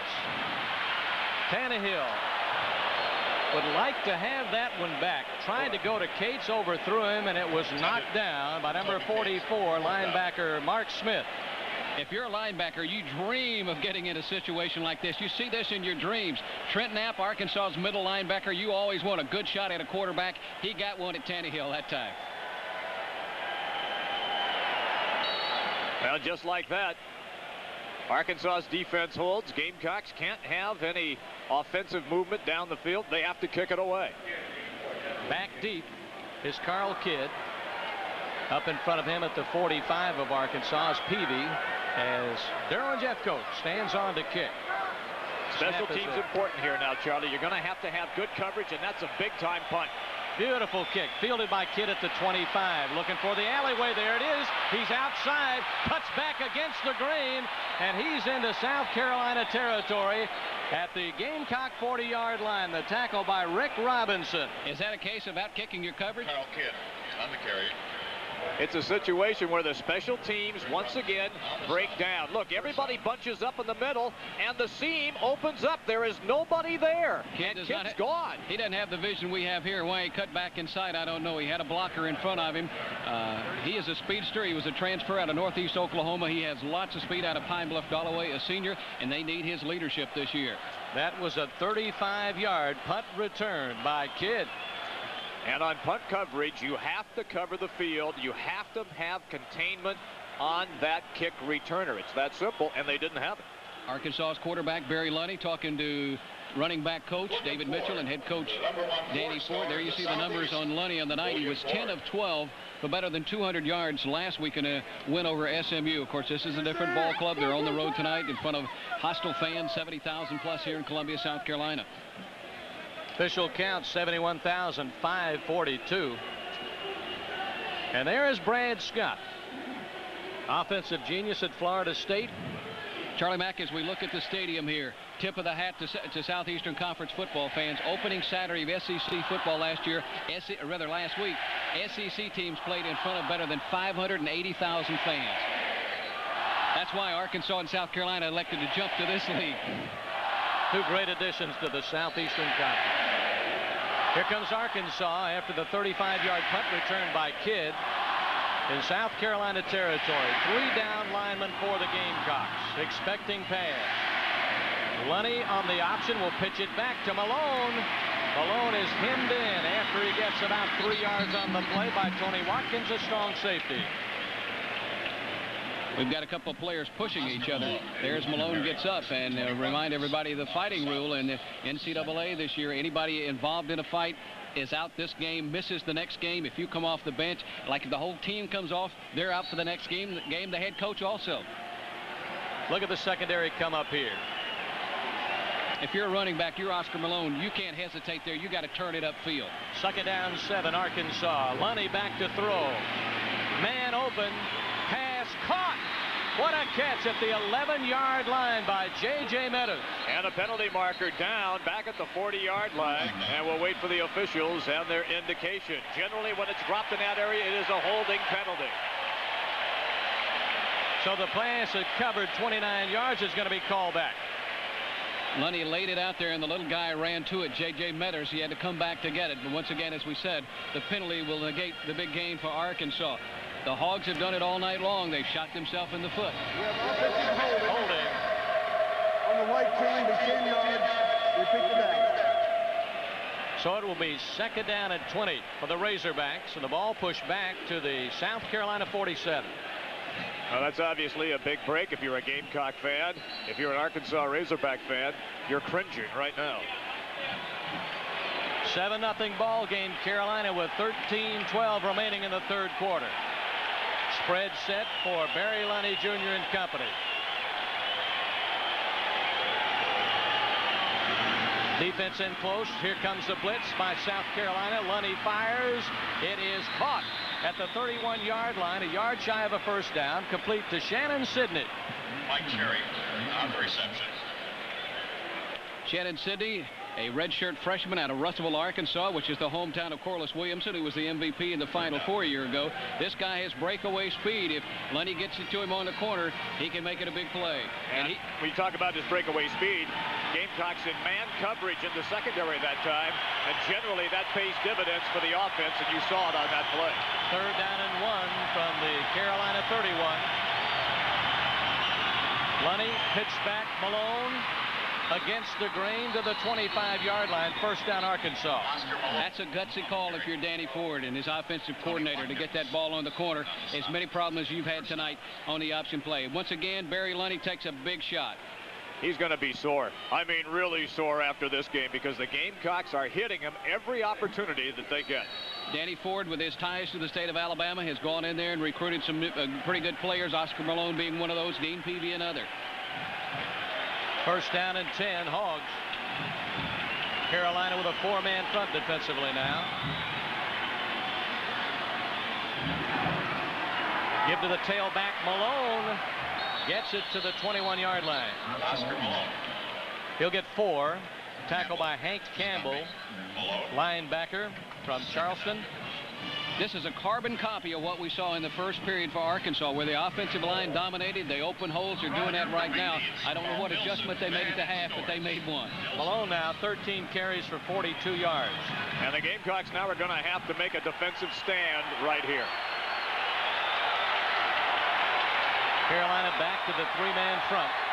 Now walk up the linebacker. Lunny in trouble. Looked like a busted play. He'll be slung down and dropped by number 50, Ronnie Smith. Now, Ronnie Smith has had a pretty good ball game so far tonight. He is right on the right spot at the right time on this particular play. And you're right, Charlie, it was a busted play. Watch Lunny right here. Uh-oh, the ball's up in the air, and here comes Smith, and he's got him. So a crucial 3rd down and 8 call coming up for the Razorbacks. That play would have gotten nothing anyway, going to the left, because Carolina stacked and stunted on that side. Arkansas trying to get some points on the board for the 1st time tonight. Lunny with a checkoff. Play clock at 5 seconds. Now 4, 3, 2. The play is away. Here comes a rush. Lunny stands in tough. Throwing near side incomplete. Caught out of bounds by number 19, Shannon Sidney. It is 4th down. On the coverage was Lee Wiggins. Here's a situation again where Arkansas had an opportunity to come up and possibly put points on the board as far as moving in for the end zone. But right here you can see the pass is caught well out of bounds. Lance Ellison on to kick. That's the inexperience of the young freshman there, Sidney's part. He's got to learn to walk that tightrope. Out of the hold of Jason Allen. Ellison hasn't connected so far this season. Snap is bobbled, but the kick is away, and it is no good, and South Carolina's held again. That's the 3rd time this year that Jason Allen has had problems. He had problems rotating the football and getting it set up for Ellison. Well, I wonder if he heard footsteps again, because the Gamecocks were straight up the middle again, and they were right on top of this kick. Let's watch the snap. Oh, it's fumbled slightly there, and he doesn't get the ball down clean. And there's the pressure by the Gamecocks. The ball goes over to South Carolina with 10:26 to play in the third quarter. Arkansas may spend all of next week doing nothing but working on the kicking game. Special offer on the back of your game tickets. Special offer. That was a big series we talked about. Arkansas wanting to get something going here early in the half. They did it. They had the long pass play that was negated by the penalty. Sidney made the catch over here inside the 15-yard line. Stitt was out of bounds when he caught it. Arkansas can't get a break right now. Everything going South Carolina's way. Total offense now for the two clubs. Arkansas 97 yards. The Gamecocks 76. Only score came in the second period, and that was a 1-yard plunge by Pritchett, the fullback, after a drive of just 32 yards. Took 5 plays and a minute 44 off the clock. Tannehill down under. Here's the give to Bennett. Bennett over left tackle across the 25. Tackle by Trent Knapp. Well, they're going to try to establish the ground game if they can, and then try to go with some play action. On the stops. And if you're going to establish the ground game, this is the guy. Second and about 7. Second down 7. Out of the gun this time, Tannehill and company.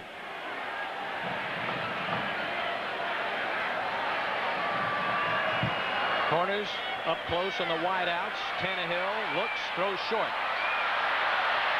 Across the 30 to the 32-yard line. Junior Soley, the nose guard, makes the tackle for the Arkansas Razorback. From Tannehill. And that's Pritchard, who was the receiver. Watch him sneak out of the backfield. And right there, Tannehill did a great job.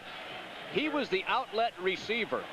As Tannehill was looking downfield, checked off on a receiver downfield, and then picked up the open man coming out of the backfield to check off the safety valve pattern, and that was Stanley Pritchard. Third down and 1. Give it off inside. Very, very close. Soley is there to stuff Pritchett. We'll see where the nose of the football will rest for South Carolina. They're going to take a timeout to measure, Charlie. We'll pass along some other scores from around the country today. First, we'll start with the Southeastern Conference. At the half, Ole Miss putting on Southern Illinois 35-3. 2:50 left to go in the initial quarter in Baton Rouge. Mississippi State out in front of the Bengal Tigers 3-0. A lot of folks are going to be looking at this one closely. Oh, my gosh. Right on the stripe, or short of the stripe. Short. It is short by inches. Fourth down. Always amazes me that the fans will yell, go for it. Not in a 7-0 ball game in your own territory at the 33. Wisely, South Carolina will kick it away, and here comes Jeffcoat. At the half, Auburn leading Northeastern Louisiana 30-6. Kidd back to receive his last punt return. A 35-yard ramble into South Carolina territory, though Arkansas could not cash in. All right, let's see now how the special teams of the Gamecocks work out on this particular sequence. Hogs going for the run back. Beautiful kick by Jeffcoat. Kidd at his own 20. Looking for that wall again. This time he can't find it. He gets it up to the 30 and goes down. Now that was much better containment. And of course the punt being angled near the outside sideline over there, it kind of shoves the return man Kidd into going into that direction. So you use the sideline also as your friend. 8:40 remains third quarter. South Carolina leading Arkansas 7-0. Here's a score that'll get your attention this afternoon. Number 16 Texas A&M put it on 15th ranked Oklahoma 36-14. Wow. Boy, did they put it on. First down and 10 Hogs from their own 30. Here comes a reverse. Give it off to Meadows.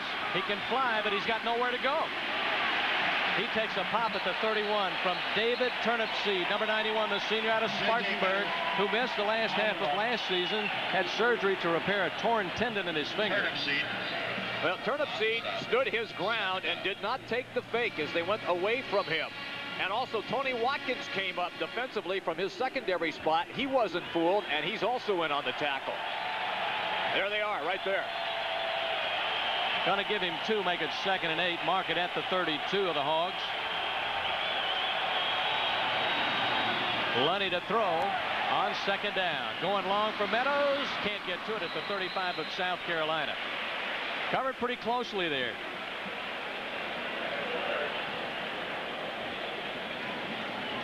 Intended for Metters. Incomplete. 3rd down. We talked about the fact that we thought this would be a 24-21 game. A lot of points scored in this one. You have to give a great deal of credit to both defenses. They played their hearts out tonight. Oscar Malone had to come back to the huddle that time and tell Barry Lunny. He was the safety valve, but he was wide open in the flat. Nobody within 15 yards of him. Reggie Richardson on the coverage that time for the Gamecocks. 3rd down 8.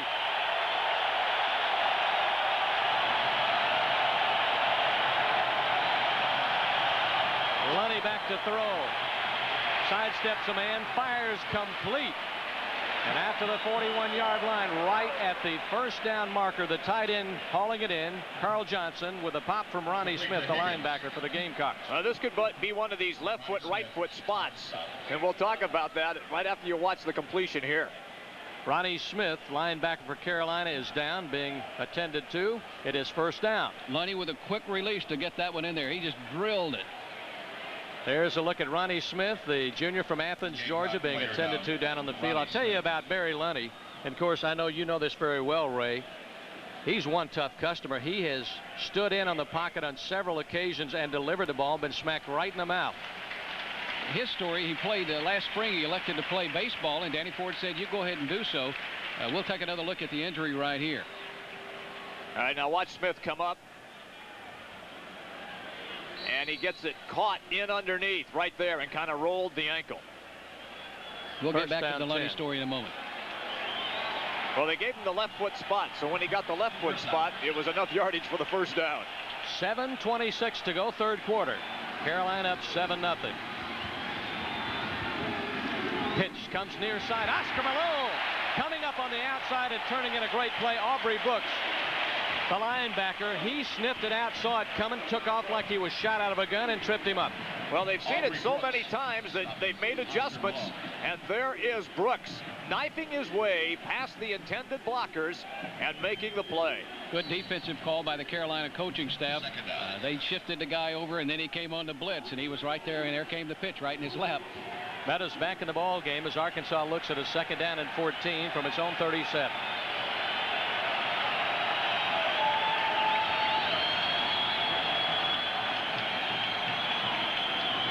Option after the fake, complete. Out to the 49-yard line, a couple shy of a 1st down. Tackled by Tony Watkins, the strong safety, and Lunny took another pop back there, Ray. Took a hard one. It was complete to the tight end Johnson once again. Carl Johnson. After he throws the football, Lunny took it right in the ribs. This is a young man that elected to play baseball last spring. He's a left-handed pitcher and a pretty good pitcher once he got into the middle of the season. And there are folks who are not sure if he'll come back for his senior year next year because he does have a future as a pro baseball player. I can tell you right now, Lunny gets the Ben Gay Award tonight. After the 12-yard gain, it's 3rd down and 2 for the Razorbacks at their own 49. 1st down, Arkansas, slamming over left tackle. The give was to the first man through the fullback, who keeps the drive alive for the Arkansas Razorbacks as they move into South Carolina territory. That was Oscar Gray, the senior from Houston, Texas. Something that never shows up on the stat sheet is the fact that Lunny made the right decision at the split second that time. He chose to give the ball to the football, and that's where he needed it to get the 1st down. We'll take one more look at it. Check it out. 1,001. Less than that, Lunny has to make up his mind whether he's going to. He reads it perfectly. 5:34 left in the 3rd. Lunny back to throw. His team down by 7. Swing pass out to Malone. Malone spins away from the tackle, then is nailed. Hit hard by Hank Campbell. Well, I tell you what, this South Carolina defense reads practically everything Arkansas does offensively. Well, they have some solid linebackers in Brooks, Campbell, and Smith. I mean, these guys read well, and they come up and they make the right plays at the right time. Oscar Malone will leave the game for Arkansas. He got his bell rung a little bit. I'm not sure where he is. He's going to Disneyland. He's already there. Marius Johnson, 22, the junior from Houston, Texas, replaces him. Last year, the Hogs' #2 rusher. Second down 8 from the 46 of South Carolina. Lunny on the run. Complete to Meadows at the 41, inside the 40 to the 39. Needed 1 more yard to pick up a first down. It's 3rd and 1. The tackle by Lee Wiggins. You know, Ray, this has been a very solid drive right now by the Razorbacks as they have mixed the run and the pass extremely well. And I think they've done a little bit of confusing, particularly the secondary right now in South Carolina, because now their wideouts are beginning to find the open seams. I am in total agreement with you. This is a big 3rd and 1 for Arkansas. Gain of about 9 on the play. Just over 4 minutes remaining in the 3rd. Tight end comes in close. That is Johnson. South Carolina moves him up from the line of scrimmage. Lunny down the line in the option.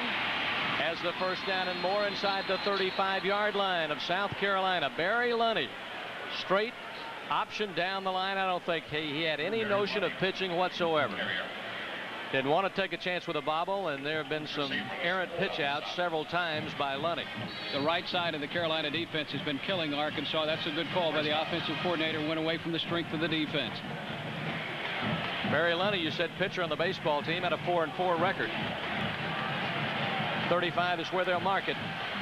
35 at Carolina.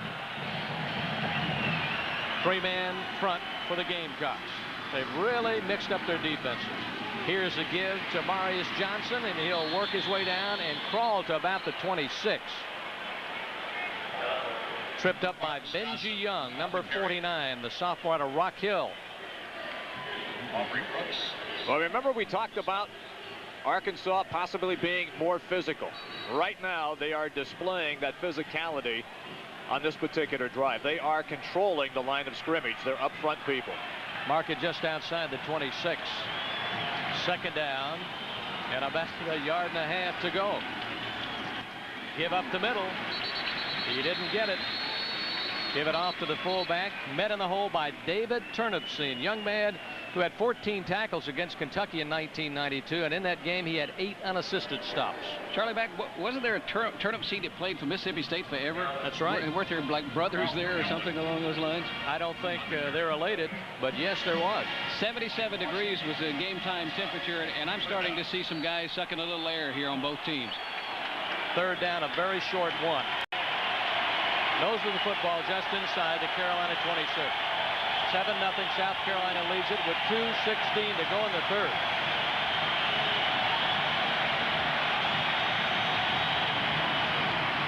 Give us off to the tailback Johnson. First down, Arkansas. Let's go down to the field now to Todd Ellis. Todd?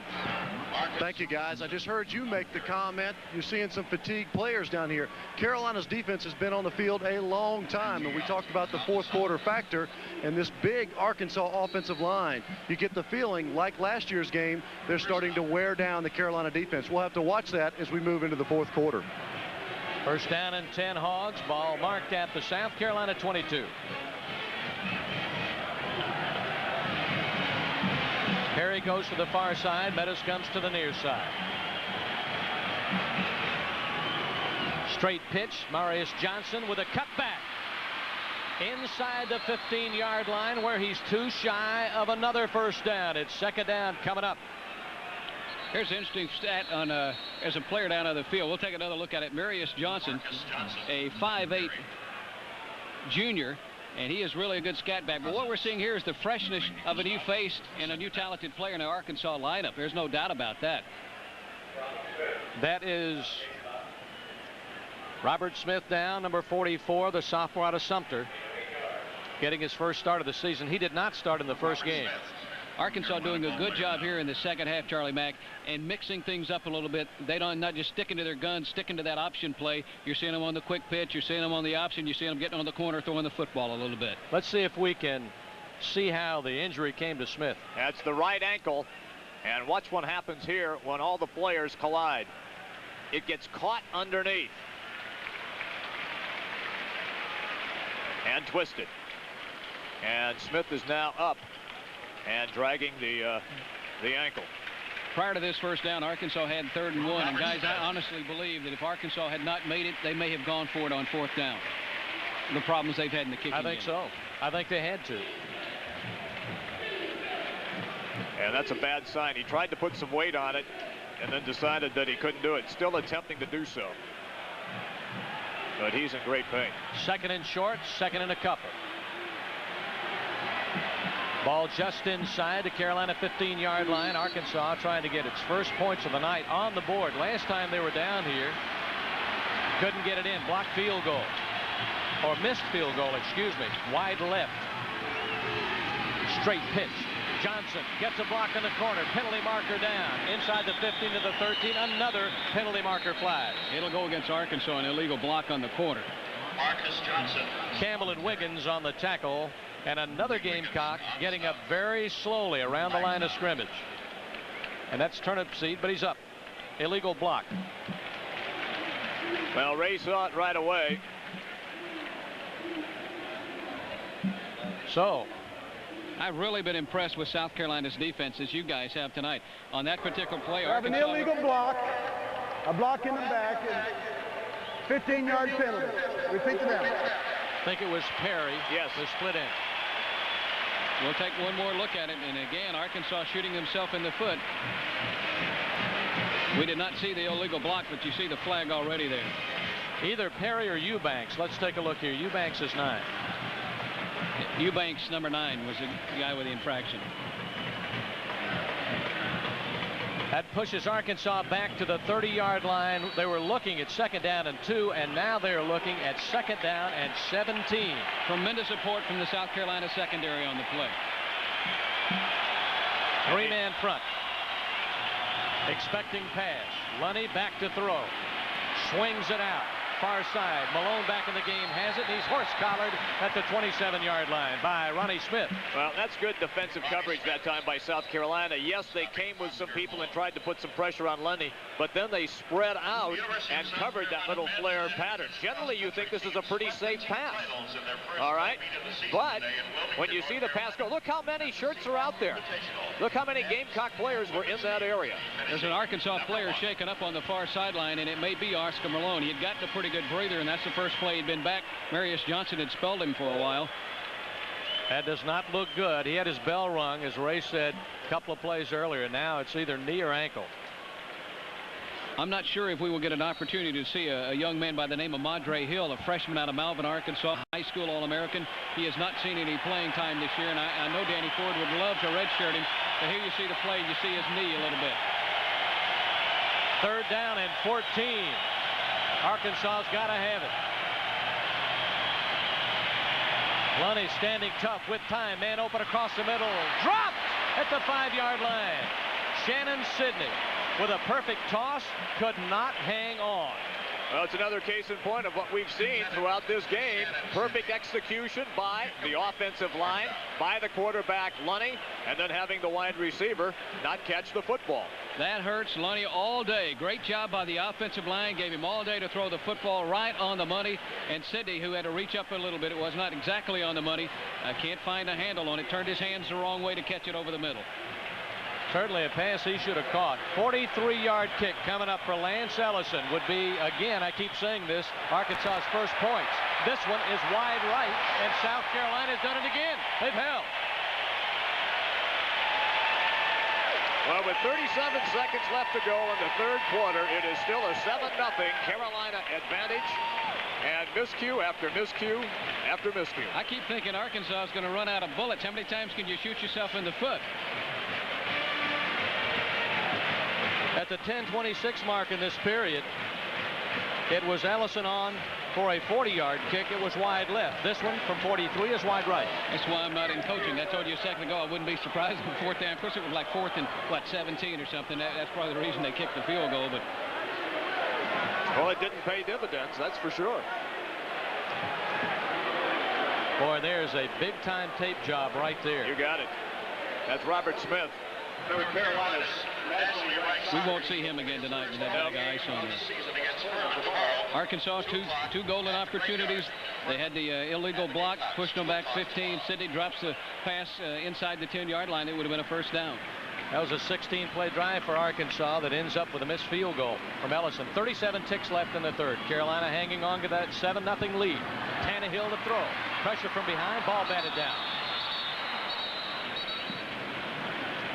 Well, that was a good time, a big-time bull rush that by the Arkansas defensive line. Everybody was in there. I'm not sure of the time of possession. That drive lasted forever. These two units here, the offense of South Carolina, the defense of Arkansas, well rested, should be.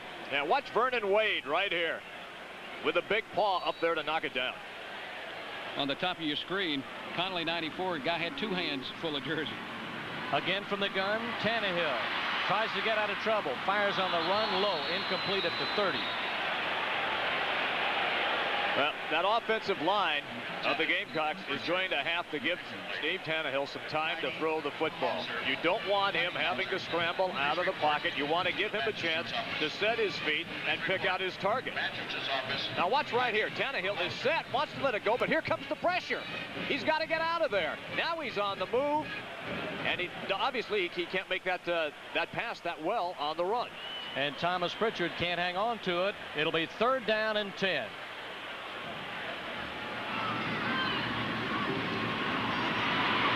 Tannehill scrambling, pump faking, going to tuck it and go now. Lowers his head as he's out to the 33-yard line, and it'll be 4th down and 4.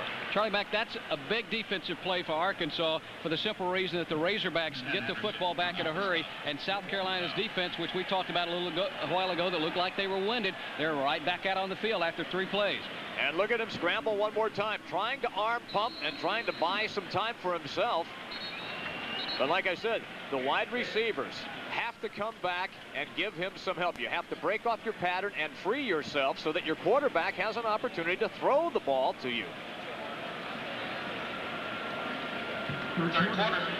That is the end of the 3rd period, and Carolina hangs on to that 7-0 lead.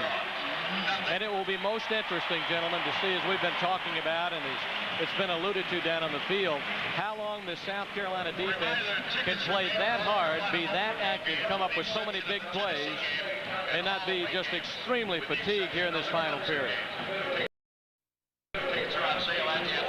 And so many people have said so much this week about Danny Ford's teams in the 4th period at Clemson, and how they came back so many times that you need a pretty decent lead on them to keep them out of the end zone. Well, you know, this is a situation right now for South Carolina where their defense is going to be called upon again to save their bacon. And for Arkansas, they have had opportunities. They have moved the football, and it's just what Ray has indicated. They have shot themselves each time that they have had scoring opportunities. South Carolina with a great deal of momentum going into the locker room in the second half. Arkansas has done a good job here in the second half keeping the crowd out of the football game. They have got to get good field position here and get some points on the scoreboard. They're going to run out of steam sooner or later. And now you're in a situation where you have your special teams on the field. And the Gamecocks have had some difficulties with special teams play in this game. Derwin Jeffcoat on to kick. Last kick was a beauty. Kidd back to receive, along with Peavy. Lots of time. Boy, he hits this one. Nose is over. Kidd at the 20. Kidd looking for running room. Gets out of a pile and finally shoved out of bounds around the 39-yard line. Boy, when you get your mitts on him, you better hang on for dear life. He's really dangerous. Tony Watkins on the stop. Arkansas, 1st down. Look at these rushing yards. Arkansas with 80 on the ground. South Carolina with just 3. Well, at least they're not minus anymore. And look at this. South Carolina almost to the century mark and chunking it, and Arkansas was just 76 yards as we're just a few ticks inside the final period. 14:46 to be exact. Carolina up 7-0. Lunny got a man open. Meadows wide open, and he caught it. Oh, he caught it at the 21-yard line. Absolutely amazing. First time all night you've seen Arkansas throw on 1st down. That's what the option does for you. It opens up the pass. This is a great athletic play by Lunny. Somebody's got him by the jersey, slaps him away, and this is without setting up. Off that back foot, he flips it about 35, 40 yards down the field, right on the money. 41 yards to be exact. First down and 10, Arkansas. From the 21 of South Carolina.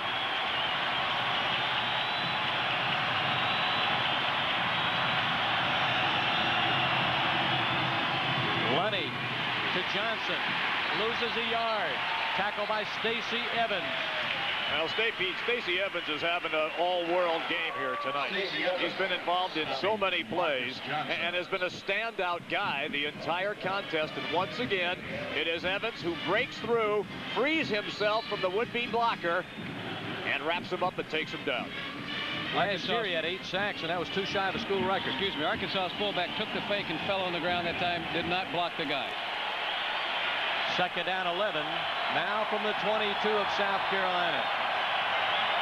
Pitch comes near side. South Carolina looking for it, but Johnson's going to throw, and there's great coverage in the end zone, and it is taken away by the South Carolina defensive back.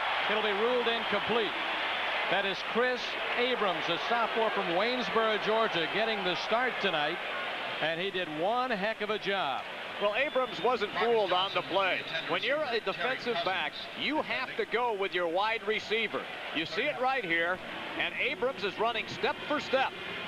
You'll see him come right into the end zone, battle for the football, and both players will fall out of bounds. See, they both have it, and then out of bounds. Neither had possession when they went out of bounds. Third down, 11. Listen to this Gamecock crowd. Lunny's really going to have to shout for them to hear it, and he will have to call a timeout. Timeout, Arkansas. Let's go down to the sidelines now to Joe Ferguson. Joe? It appears that Oscar Malone has a hamstring injury. He's got his pads off on the other sideline. It looks like he won't be back in the ballgame for the Razorbacks. Boy, he has really taken a beating tonight. Hopefully that young man's going to be okay for the next ball game. Joe, if you're still with us, any chance that we might see Madre Hill? All right, Joe Ferguson no longer on the headset down on the sideline. Arkansas on the move with a crucial 3rd and 11 play. And we said a little bit earlier, if you don't make this, do you go for it on 4th down? Well, you're coaching in the booth. No, I'm not. What up? That'll get me fired in a hurry. Yeah. That's why you're up here doing what we're doing. It's that simple. Next week, South Carolina plays host to Louisiana Tech here, and the Gamecocks start off the season with 3 straight home games before going to Kentucky and LSU. Arkansas next week will play the Alabama Crimson Tide, who got a real battle from Vanderbilt this afternoon before dropping the Commodores 17-7. Next week, Arkansas plays at the University of Memphis, and last year the Tigers beat Arkansas in a 6-0 ball game. It's great to be a college football fan. There's nothing like it anywhere. I agree. Who said it was great to be young? I'd like to experience that once again. 3rd down and 11. Crucial play for Arkansas. 71,542 screaming their lungs out to try and disrupt the play. Lunny looking for the corner. It'll be picked off. Chris Abrams, who just moments ago broke up a pass in the end zone intended for James Perry, saves the day for South Carolina once again. How many times can the Gamecock defense come back and make the big play to save it? Watch this. Lunny has a man open, but he overthrows him, and Abrams, playing the safety, picks it off and then takes it back up the sidelines to get it away from the Gamecock goal line. Jim, I thought that was a case where Lunny tried to throw to the spot and let the guy run to it. The defender was there. I don't know that he saw him. Well, he threw into double coverage. Pitch back. Brandon Bennett lowers his head, rams it across the 30 to the 31. Brandon Bennett. Tackle by Stephen Conley. Stephen Conley on the stops. Abrams getting congratulations on the sidelines. He should get a double whammy over there for breaking up the pass in the corner of the end zone and then intercepting that one just a minute ago inside the 5 and taking it out to the 29-yard line. South Carolina, after the 3-yard gain, leads 7 for a first. Tailback Bennett swarmed under after a gain of a pair. See what they're trying to do? They're trying to establish the running game right here, okay? So you run the ball a couple of times with your big punishing back in Bennett. Hope to free him. Hope to get that quick trap, that quick opener where he can pick up 5 or 6 yards. Arkansas's defense, however, refused to give him that opportunity. So Tannehill is going to have to go back to the air. 3rd down 5 coming up. Tannehill out of the gun.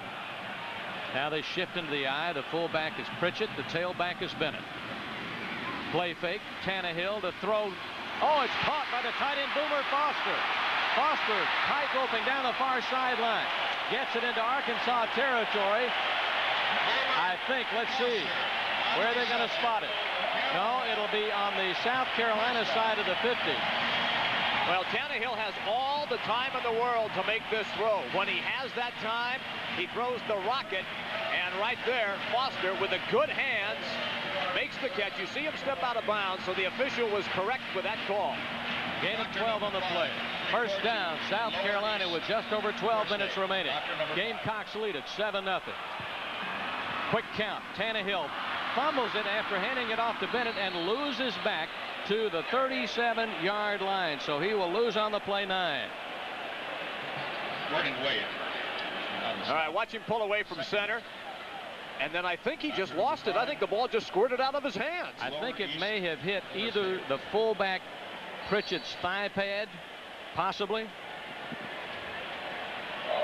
We'll take another look at it. There you see, right off the hip. Caught him on the hip. South Carolina now, 2nd down, 18. Tannehill with a play fake. Throws it short. Pritchett, 35-40. Across the midfield strike. Gets it to the Arkansas 45-yard line, a yard shy of a 1st down. South Carolina looking at 2nd down and 18. They got 17. Well, you know, Charlie, this is a situation that the Gamecocks have had success going to their backs out of the backfield. We said that they would go to Bennett with a little flare pattern and some screens. This time, it's Pritchard. You see the pump fake one way, then he comes back to Pritchard.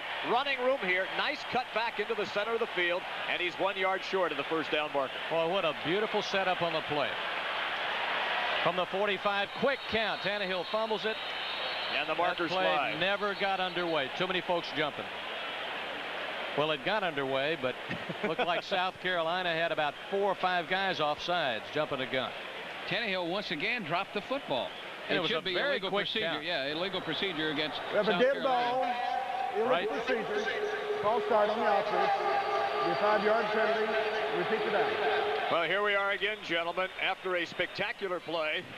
Another faux pas. So it's 3rd and 6. Between 6 and 7 yards to go for a Carolina first with 10:44 to go in the 4th period. 3rd down.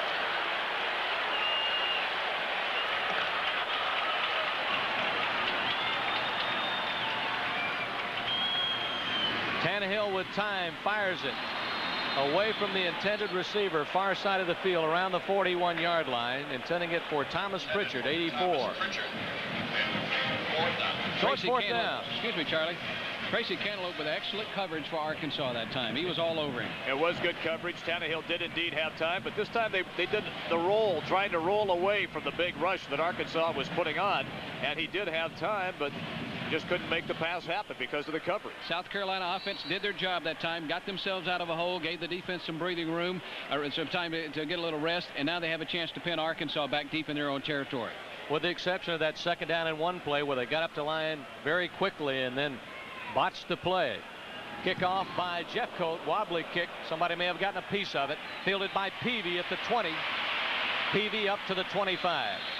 So Arkansas will have it with 10 minutes and 19 seconds remaining and down to Carolina 7-0. South Carolina had better put a security guard around their punter. Danny Ford may load him up and take him with him. And Jeffcoat explaining right now, yeah, a guy did indeed get a piece of that one. 7-0, Carolina leads Arkansas. Hope you're enjoying tonight's telecast.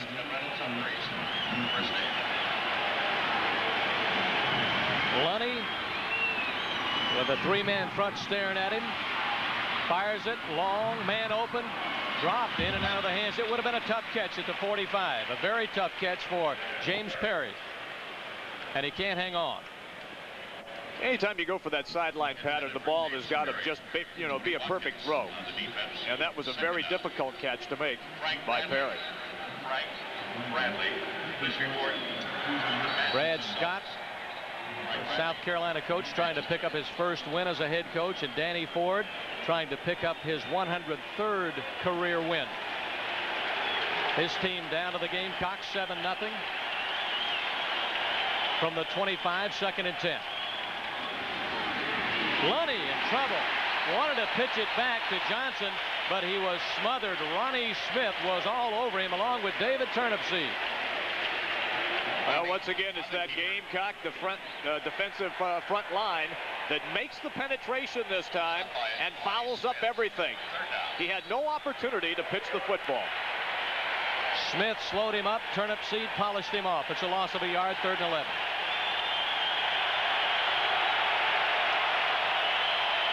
Listen to this Gamecock crowd.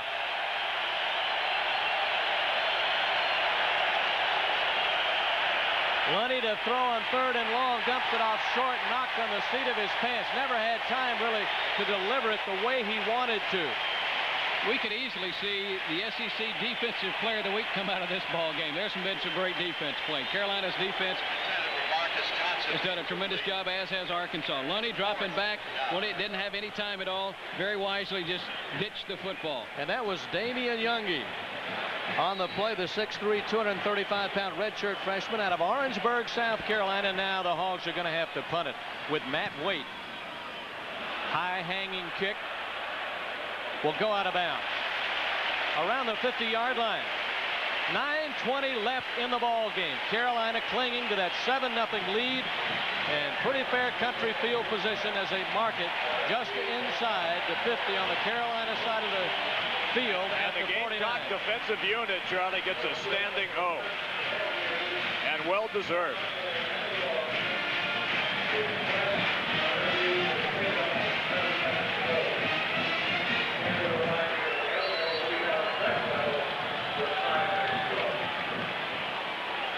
Tannehill with room to work, and the spread set.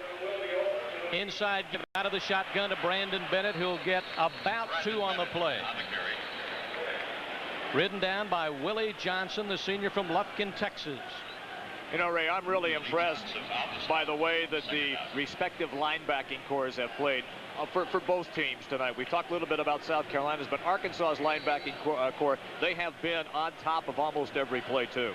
That was a question mark for Arkansas coming in this year. Their linebacking core depleted by graduation. They have played great the first 2 games. 2nd down 8.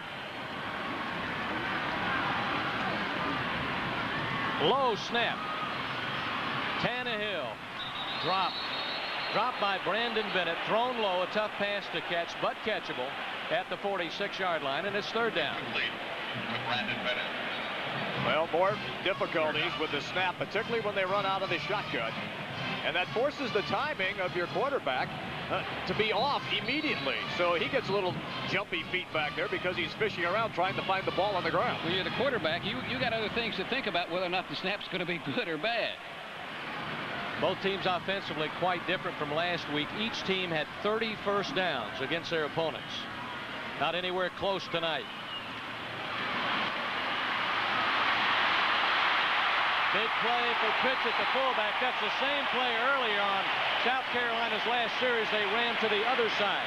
You're absolutely right, Charlie. It's the misdirection, only this time instead of running the football, they go for the little dump-off pass. It was successful in that last drive that they had. Once again, watch Tannehill with the fake to Bennett, then check it off to the other side to Pritchett. Nice blocking. Pritchett with some fine running as he breaks a couple of tackles. That's just a great call right there. You use Brandon Bennett as a decoy and go the other way. First down, South Carolina from the Arkansas 39 with just over 8 minutes to play. The give is to Bennett. Tries to bump it outside. Gets it near the 36-yard line. Tackled by Trent Knapp.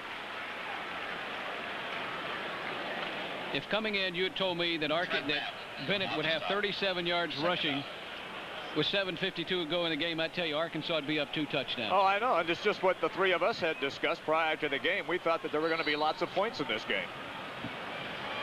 Tannehill on the run, fires, man open, caught! What a kick! On his back, Kate at the 7-yard line. What a catch! It was most difficult for Tannehill to throw across his body. Was not a good pass, but it was catchable, and Cates on his back gathers it in. First down, goal to go Gamecocks. You know what, Charlie? They finally came up with a big play at a crucial time. Instead of somebody dropping the football, it's a sensational grab while he's on his back. Look at that catch by Cates.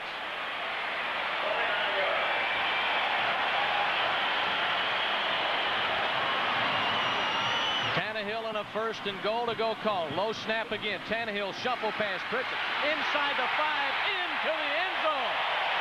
His second touchdown of the night.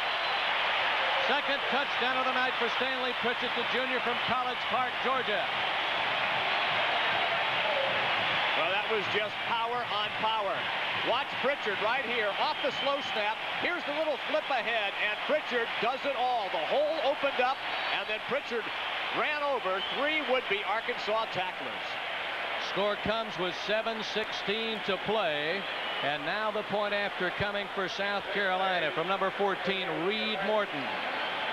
That drive, 6 plays, 51 yards. Pritchett saying, hey guys, forget about Bennett, I'm out here. Kick is up, and it is good, and the home folks lead at 14-0. Carolina 14, Arkansas nothing. Well, you finally saw a sustained drive that culminated in a touchdown. We saw it right at the end of the first half of play. We didn't see it at all in the third quarter, and now we've gone halfway through the fourth stanza, and finally the Gamecocks put all the pieces of the puzzle together and score 6. And this will be ruled as a complete pass and a touchdown for a reception. And you saw the hole open up, and then Pritchard carry 3 tacklers with him into the end zone. He's just a little guy, 6'1", 230. 8 first downs in that drive, all passing. We find out now offensively what Arkansas is made out of. One of the drawbacks, one of the minuses of the option is the fact that you can't come back from 2 or 3 touchdowns down. Arkansas down 14-0 with 7:16 to go. We might see Mike Cherry, who's the pure passer, but I'm not sure that Arkansas is ready to push the panic button just yet. Still lots of time left on the clock. There's the scoring drive, 6 plays. You saw 51 yards there, just over 2 minutes. Tannehill on the 7-yard touchdown pass. When I say push the panic button, I'm not talking about bringing Cherry in. I'm talking about where they want to get away from the running game.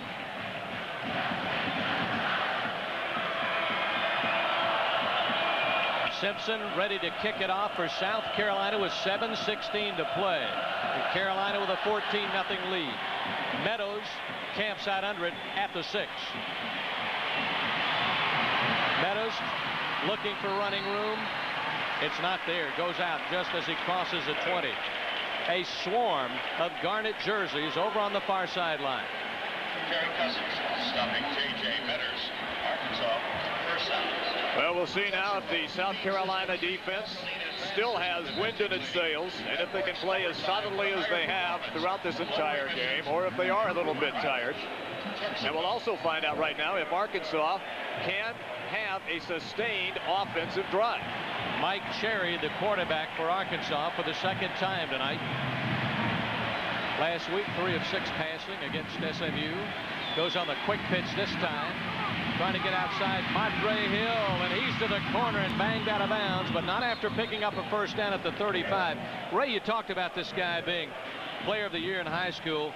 In high school, he had 68 career touchdowns and rushed for over 6,000 yards. That is amazing. He played for David Alfie at Malvern High School. David was my high school quarterback coach. This young man is a blue chipper all the way. He's got breakaway speed. He gets on that quarter by himself. He'll be in the end zone by himself in a few seconds. And the time of possession favoring Arkansas, but it's the Gamecocks who are favored on the scoreboard. Several missed field goals for Arkansas, botched opportunities. Pitch comes to Hill once again, trying to cut back, runs over his own man and crosses the 40 to the 41 and gets 5.5 yards on the play. You know, Ray, you said you don't think they need to push the panic button because we still have more than 6 minutes to play in this game. And obviously they have felt that way because they're running the football. But they do have to have the big play offensively. They got to have a pass play that's, 25, 35, 40 yards in this series.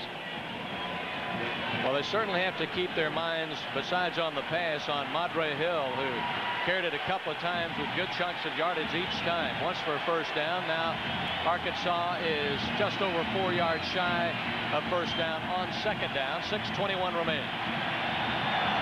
Lunny to throw across the middle. Meadows has it knocked away from his path of vision, and a great defensive play there by 45 Hank Campbell, who got a hand in his face, and then when it hit his body, he stripped it away.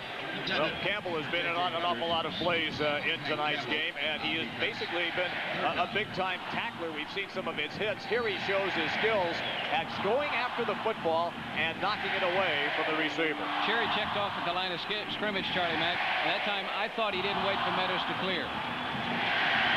That is Cherry, the quarterback, 18, replacing Barry Lunny Jr. Split backs for Cherry. Third down, 4.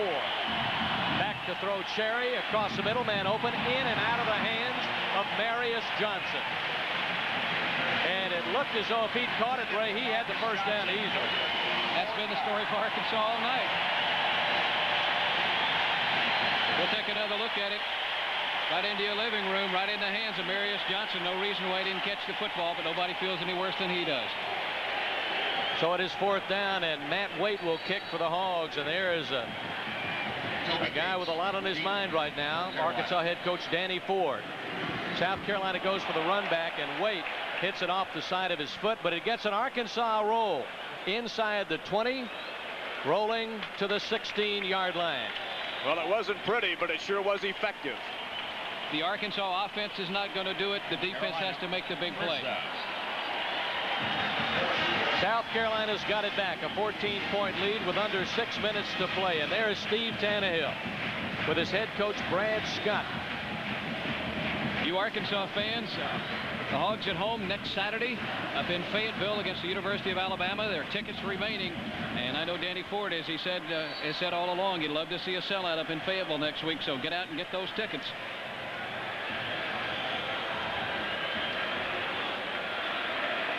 Tannehill works from the shotgun from his own 16. Shifts into the eye, goes up under center. Arkansas 3-man front, give it off to the tailback Brandon Bennett. Bennett works his way to the 19-yard line and a pickup of about 3, maybe 4 yards. Hit down by Trent Knapp. See, Charlie, right here now, the Gamecocks would like nothing better than to have Bennett take over. They'd like nothing better than to hang on the football. They don't need points, but they'd sure like to run at least 3 to 4 minutes off the clock. And you hear the Carolina fans, they're chanting, Danny, Danny. 29-yard line, or excuse me, the 19-yard line is the spot for Carolina. Looking at 2nd and 7, Arkansas jumps, and so does the Carolina left tackle. Number 54, Luther Dixon, the junior out of Palmetto, Georgia. And that'll cost them 5. If Luther's going to move, everybody in the stadium is going to see ball, illegal procedure, false start on the offense, be 5 yards. So now 2nd down at 12 is coming. Luther just a mere 6'5" and 279. Youngest of 10 children. Well, he didn't miss much at the dinner table, that's for sure.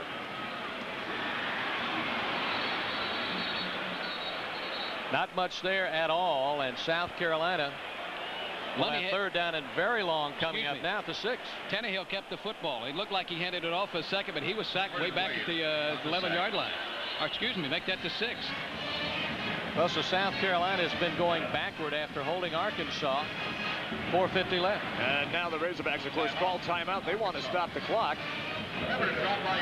Well, what can happen right now after we look at this play is that if Arkansas gets a turnover here and scores, we got a brand new ball game with just under 5 minutes left. Well, They want to force They like to stop Carolina cold right here and make them kick out of their own end zone and go for the block. I told you a second ago that the defense had to come up with a big play. If they can score a touchdown, that'd be a big lift to the offense. That was Marcus Adair. He was not fooled on that ball fake that time by Steve Tannehill. And Marcus Adair playing in some pain tonight. He had 3 teeth injured last week after blocking a punt against SMU. Very, very painful.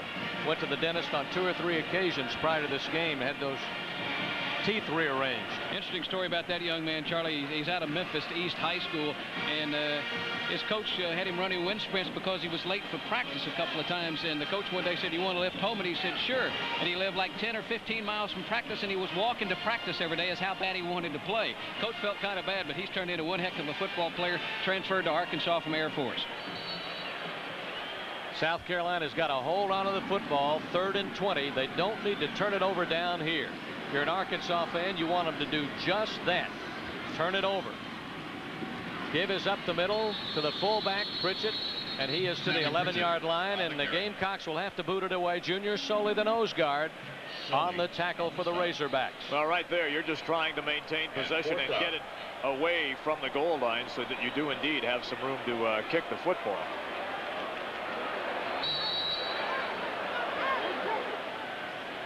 .425 left to play. The touchdowns for South Carolina have come in the 2nd period and this period, the 4th period, and Pritchett has scored them both. Derwin Jeffcoat trots on the field. He'll kick from his own end zone. Is Arkansas coming after it? Remember all those low snaps. That's right. This one's on the money. Arkansas goes for the run back. Kick is away. Line drive shot. Kidd at the 45 of South Carolina. Still on his feet, gets out of a tackle up the near sideline and hit out of bounds by Jeffcoat inside the 30, around the 27. What an effort. What an effort by Carl Kidd. Once again, special teams difficulty for the Gamecocks. 2 missed tackles on this play. Here's the first one right here. Here's the second one right here. You can't do that on special teams and be successful. Danny Ford wouldn't think right now that's called difficulties after the problems he's had with his kicking game. You're right. Arkansas in business at the South Carolina 27, 3:53 to play. Carolina up 14-zip.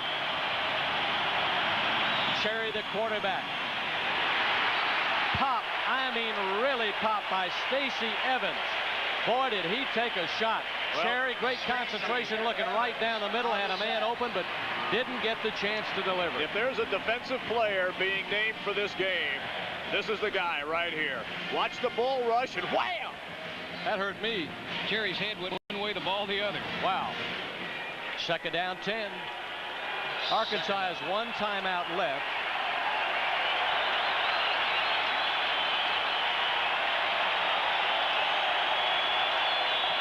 From the 27 of South Carolina, Cherry swing pass out in the flat. It's Marius Johnson, cuts it back against the green to the 15 to the 14. 1st down, Arkansas. 13-yard pickup on the play. Big play for Arkansas. Mike Cherry subbing for Barry Lunny. Arkansas in a position where they want to throw the football. Cherry didn't get fancy after having his head knocked off on the last play. Just a little flare pass out in the flat, and Johnson made the best out of it, picking up a big 1st down for Arkansas with 3:39 to go. And those particular patterns have been successful for both sides in tonight's game. The little flare pass, a little checkoff pass. 1st and 10 Arkansas, trying to get something going here late. Johnson takes the pitch, looking for a wall of blockers, and he fights his way down to the 6-yard line. Has to get it just outside to pick up the 1st, and there's a hanky down where he went down. Marcus Johnson carrying. That stops the clock with 3:18 to play. Eric Summers on the side. Let's see if we can pick it up. We have a 5-yard face mask from the 7-yard line to be half the distance. Right there. Face mask, Tony Watkins, 24, grabbed him. So, it is 1st down goal to go now from the 3-yard line for Arkansas.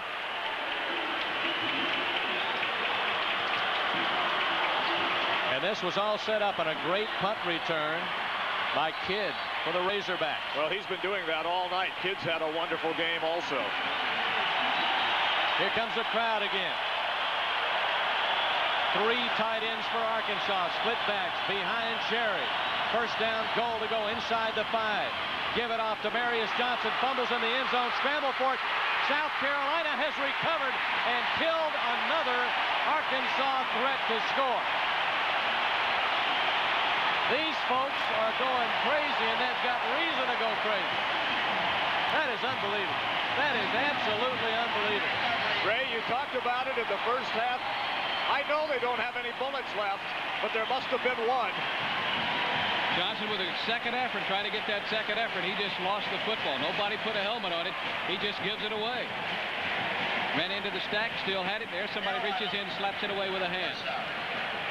Touchback. South Carolina will take over at the 20. Recovered in the end zone by Aubrey Brooks. You're in that situation. You put the freshman on the sideline, Montre Hill. You want that experience in there in a crucial situation. And Johnson, the guy with the experience, the junior, loses the football.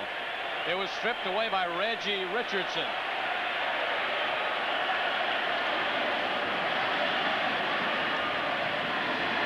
Give it off to Brandon Bennett. Great effort outside, gets to the 27, but hold the phone. There's a penalty marker at the 20. It's probably going to be a holding against the Gamecocks, and it is. Generally, when the flag is tossed in that particular area of play, you're going to get the hold on the offense, and they'll mark it off. Have an illegal back, a push in the back, so it'll be a 10-yard penalty. Repeat the down. Well, instead of the hold, it's the push in the back. 2:50 left. What an unbelievable night for the Arkansas offense, and what an unbelievable night for the South Carolina defense, which gave up 561 yards to Georgia here last week. You know, this is something that after this game is over, people are going to say, wow, what a game I just saw. But wait till the coaches break down this game film. Now first down and 20. Tannehill gives it off to Bennett. Bennett in trouble, cuts it up to the 12-yard line. And it's second down and long. Junior Soley on the stop for the Arkansas Razorbacks. Tannehill coming to the line of scrimmage now, and he's just watching the 25-second clock on the other end, letting it run down to 4 or 5 seconds before they snap the football. And we have an injured player down. South Carolina gladly sit on a clock, run it out here, and go home with a 14-0 win. That's Randy Wheeler, 75, I believe. I may have insulted someone's son a second ago when I was talking about the deep snapper for South Carolina. I'm not sure that it's the freshman Beckwith, because the deep snapper has handled things well for South Carolina tonight. There's Brad Scott. Looks as though he'll pick up his first win as a head coach of the Gamecocks. Injured player 75, Randy Wheeler, the sophomore from Hartsville, South Carolina. And here he comes off under his own power. And that is always a good sign. Randy Wheeler at 6'3", 279.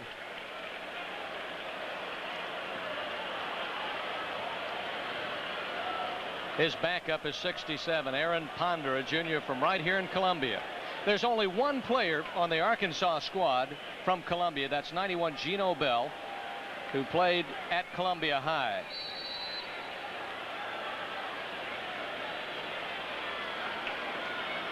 Well, we count down now to the 2-minute mark. Arkansas has played just 2 games previous to this in the Eastern time zone. Will play only 2 this year. That's South Carolina and Tennessee. The Hogs had won their last 3 trips to play in the Eastern zone at South Carolina, Tennessee, and Georgia, but not tonight as it appears.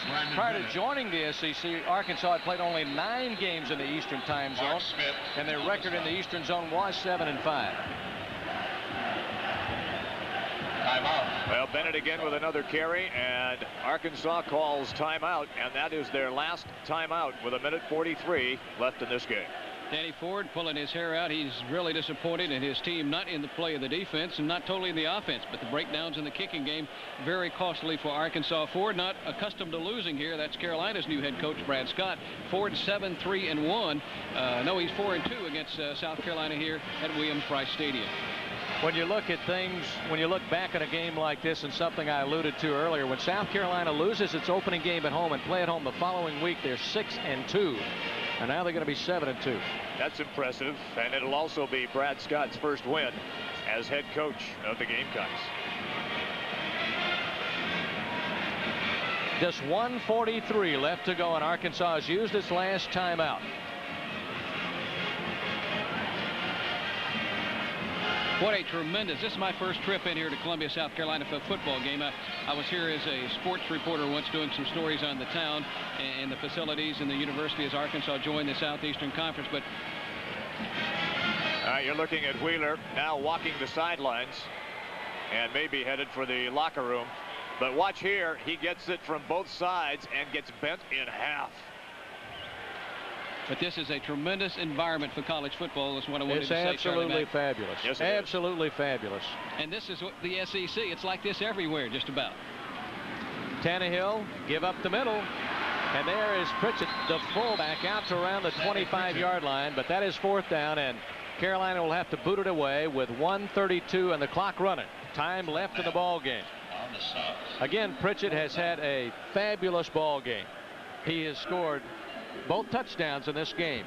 One on a 1-yard plunge in the second quarter, the other on a shuffle pass and covered 7 yards from Tannehill. And right now, what the Gamecocks want to do is concentrate on making a good snap and protecting against the block punt. You want to kick the ball down the field and then cover the Arkansas player who is going to attempt to return the punt as we move inside of a minute. Talked about one Arkansas player from South Carolina. Now South Carolina takes a timeout. The Gamecocks have 45 players that hail from South Carolina. Well, what Steve Tannehill did is he went out on the field and stayed there, and then as the clock ran down, he called timeout with 1 second left as he took down the clock as far as it could go.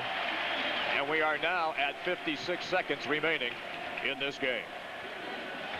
We'd certainly like to thank everyone for the hospitality shown here in Columbia, South Carolina. Both sports information directors, the athletic directors, both coaching staffs, both sports information departments, everyone here involved in this broadcast. We can't tell you how much we appreciate it.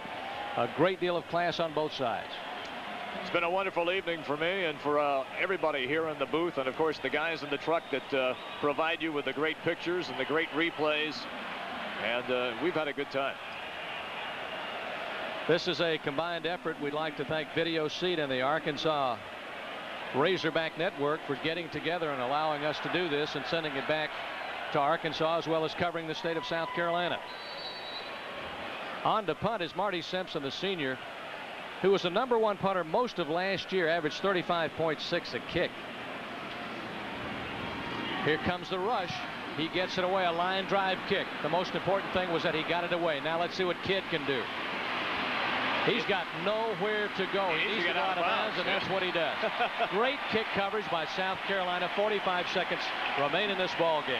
It's amazing because we've talked about some of the problems the special teams for the Gamecocks have had in this games, and they cover this perfectly. There is no room to run for Kidd. The state dance here in South Carolina is the shag. That was somewhat close to a shag. They'll be doing some dancing here tonight. Absolutely. There'll be a lot of shagging going on. From the 37-yard line, Arkansas down by 14. They got to air it out with just 45 seconds left, and the Hogs have no timeouts remaining. Cherry in trouble. Flings it complete to Johnson. Johnson out to the 43. Well, with no timeouts left, the clock continues to roll. South Carolina, by the way, has Louisiana Tech here at the stadium next week. You hear the crowd counting this one down. Harvey Bradford Scott, 39 years old, from Arcadia, Florida, will get his first victory as a head coach. Meadows with a catch, goes out of bounds in South Carolina territory. 11 ticks left. Brad Scott, a 1972 graduate of DeSoto County High in Arcadia, attended the University of Missouri-Rolla. He was in the pre-med program there. In '79, a graduate of the University of South Florida, received his Bachelor of Arts degree in Science Education. In '84, he became a graduate of Florida State University. A graduate assistant, received his Master of Science degree in Athletic Administration. Cherry to gun it.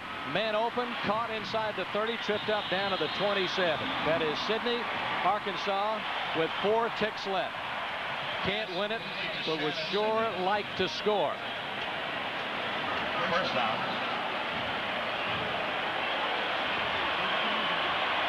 14-0 South Carolina. Snap, throw it down. And that will stop the clock. It was stopped anyway, but they wanted to regroup and have more time in the huddle to call this play. And that's why that was done. You know how fickle football fans are. They're probably those Arkansas fans who are saying, let's change the offense. Let's throw it more. You're moving the football now. But there's nothing wrong with Arkansas's offense. They moved the football tonight. They just shot themselves in the foot at crucial times. Time and time again it took place tonight. You know, the kicking game we've talked about so much with Arkansas tonight. They've botched so many opportunities. Remember last season, Arkansas missed a point after against Mississippi State, tied the Bulldogs. That cost the Hogs a winning season and a bowl bid, Ray.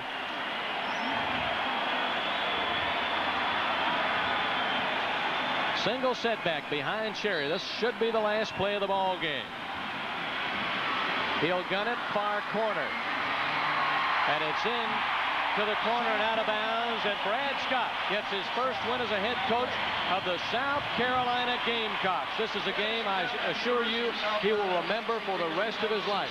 No matter how many other games he has, he'll remember this one. I could not believe Brad Scott, we heard him say in the pregame show that they said of 3 things they told him when he came here. One of them was, you got to beat Arkansas. I couldn't believe that. This is a situation where Brad Scott is going to walk off this field and he's going to feel wonderful. But when he gets in the locker room, he's going to tell his guys, fellas, it feels great to get the W, but wait until we break down the tape and show you exactly what we did in this game. And there's Danny Ford, who is now 4-3 in Columbia, South Carolina. The last time he lost here was 87 with Clemson. That score was 20-7.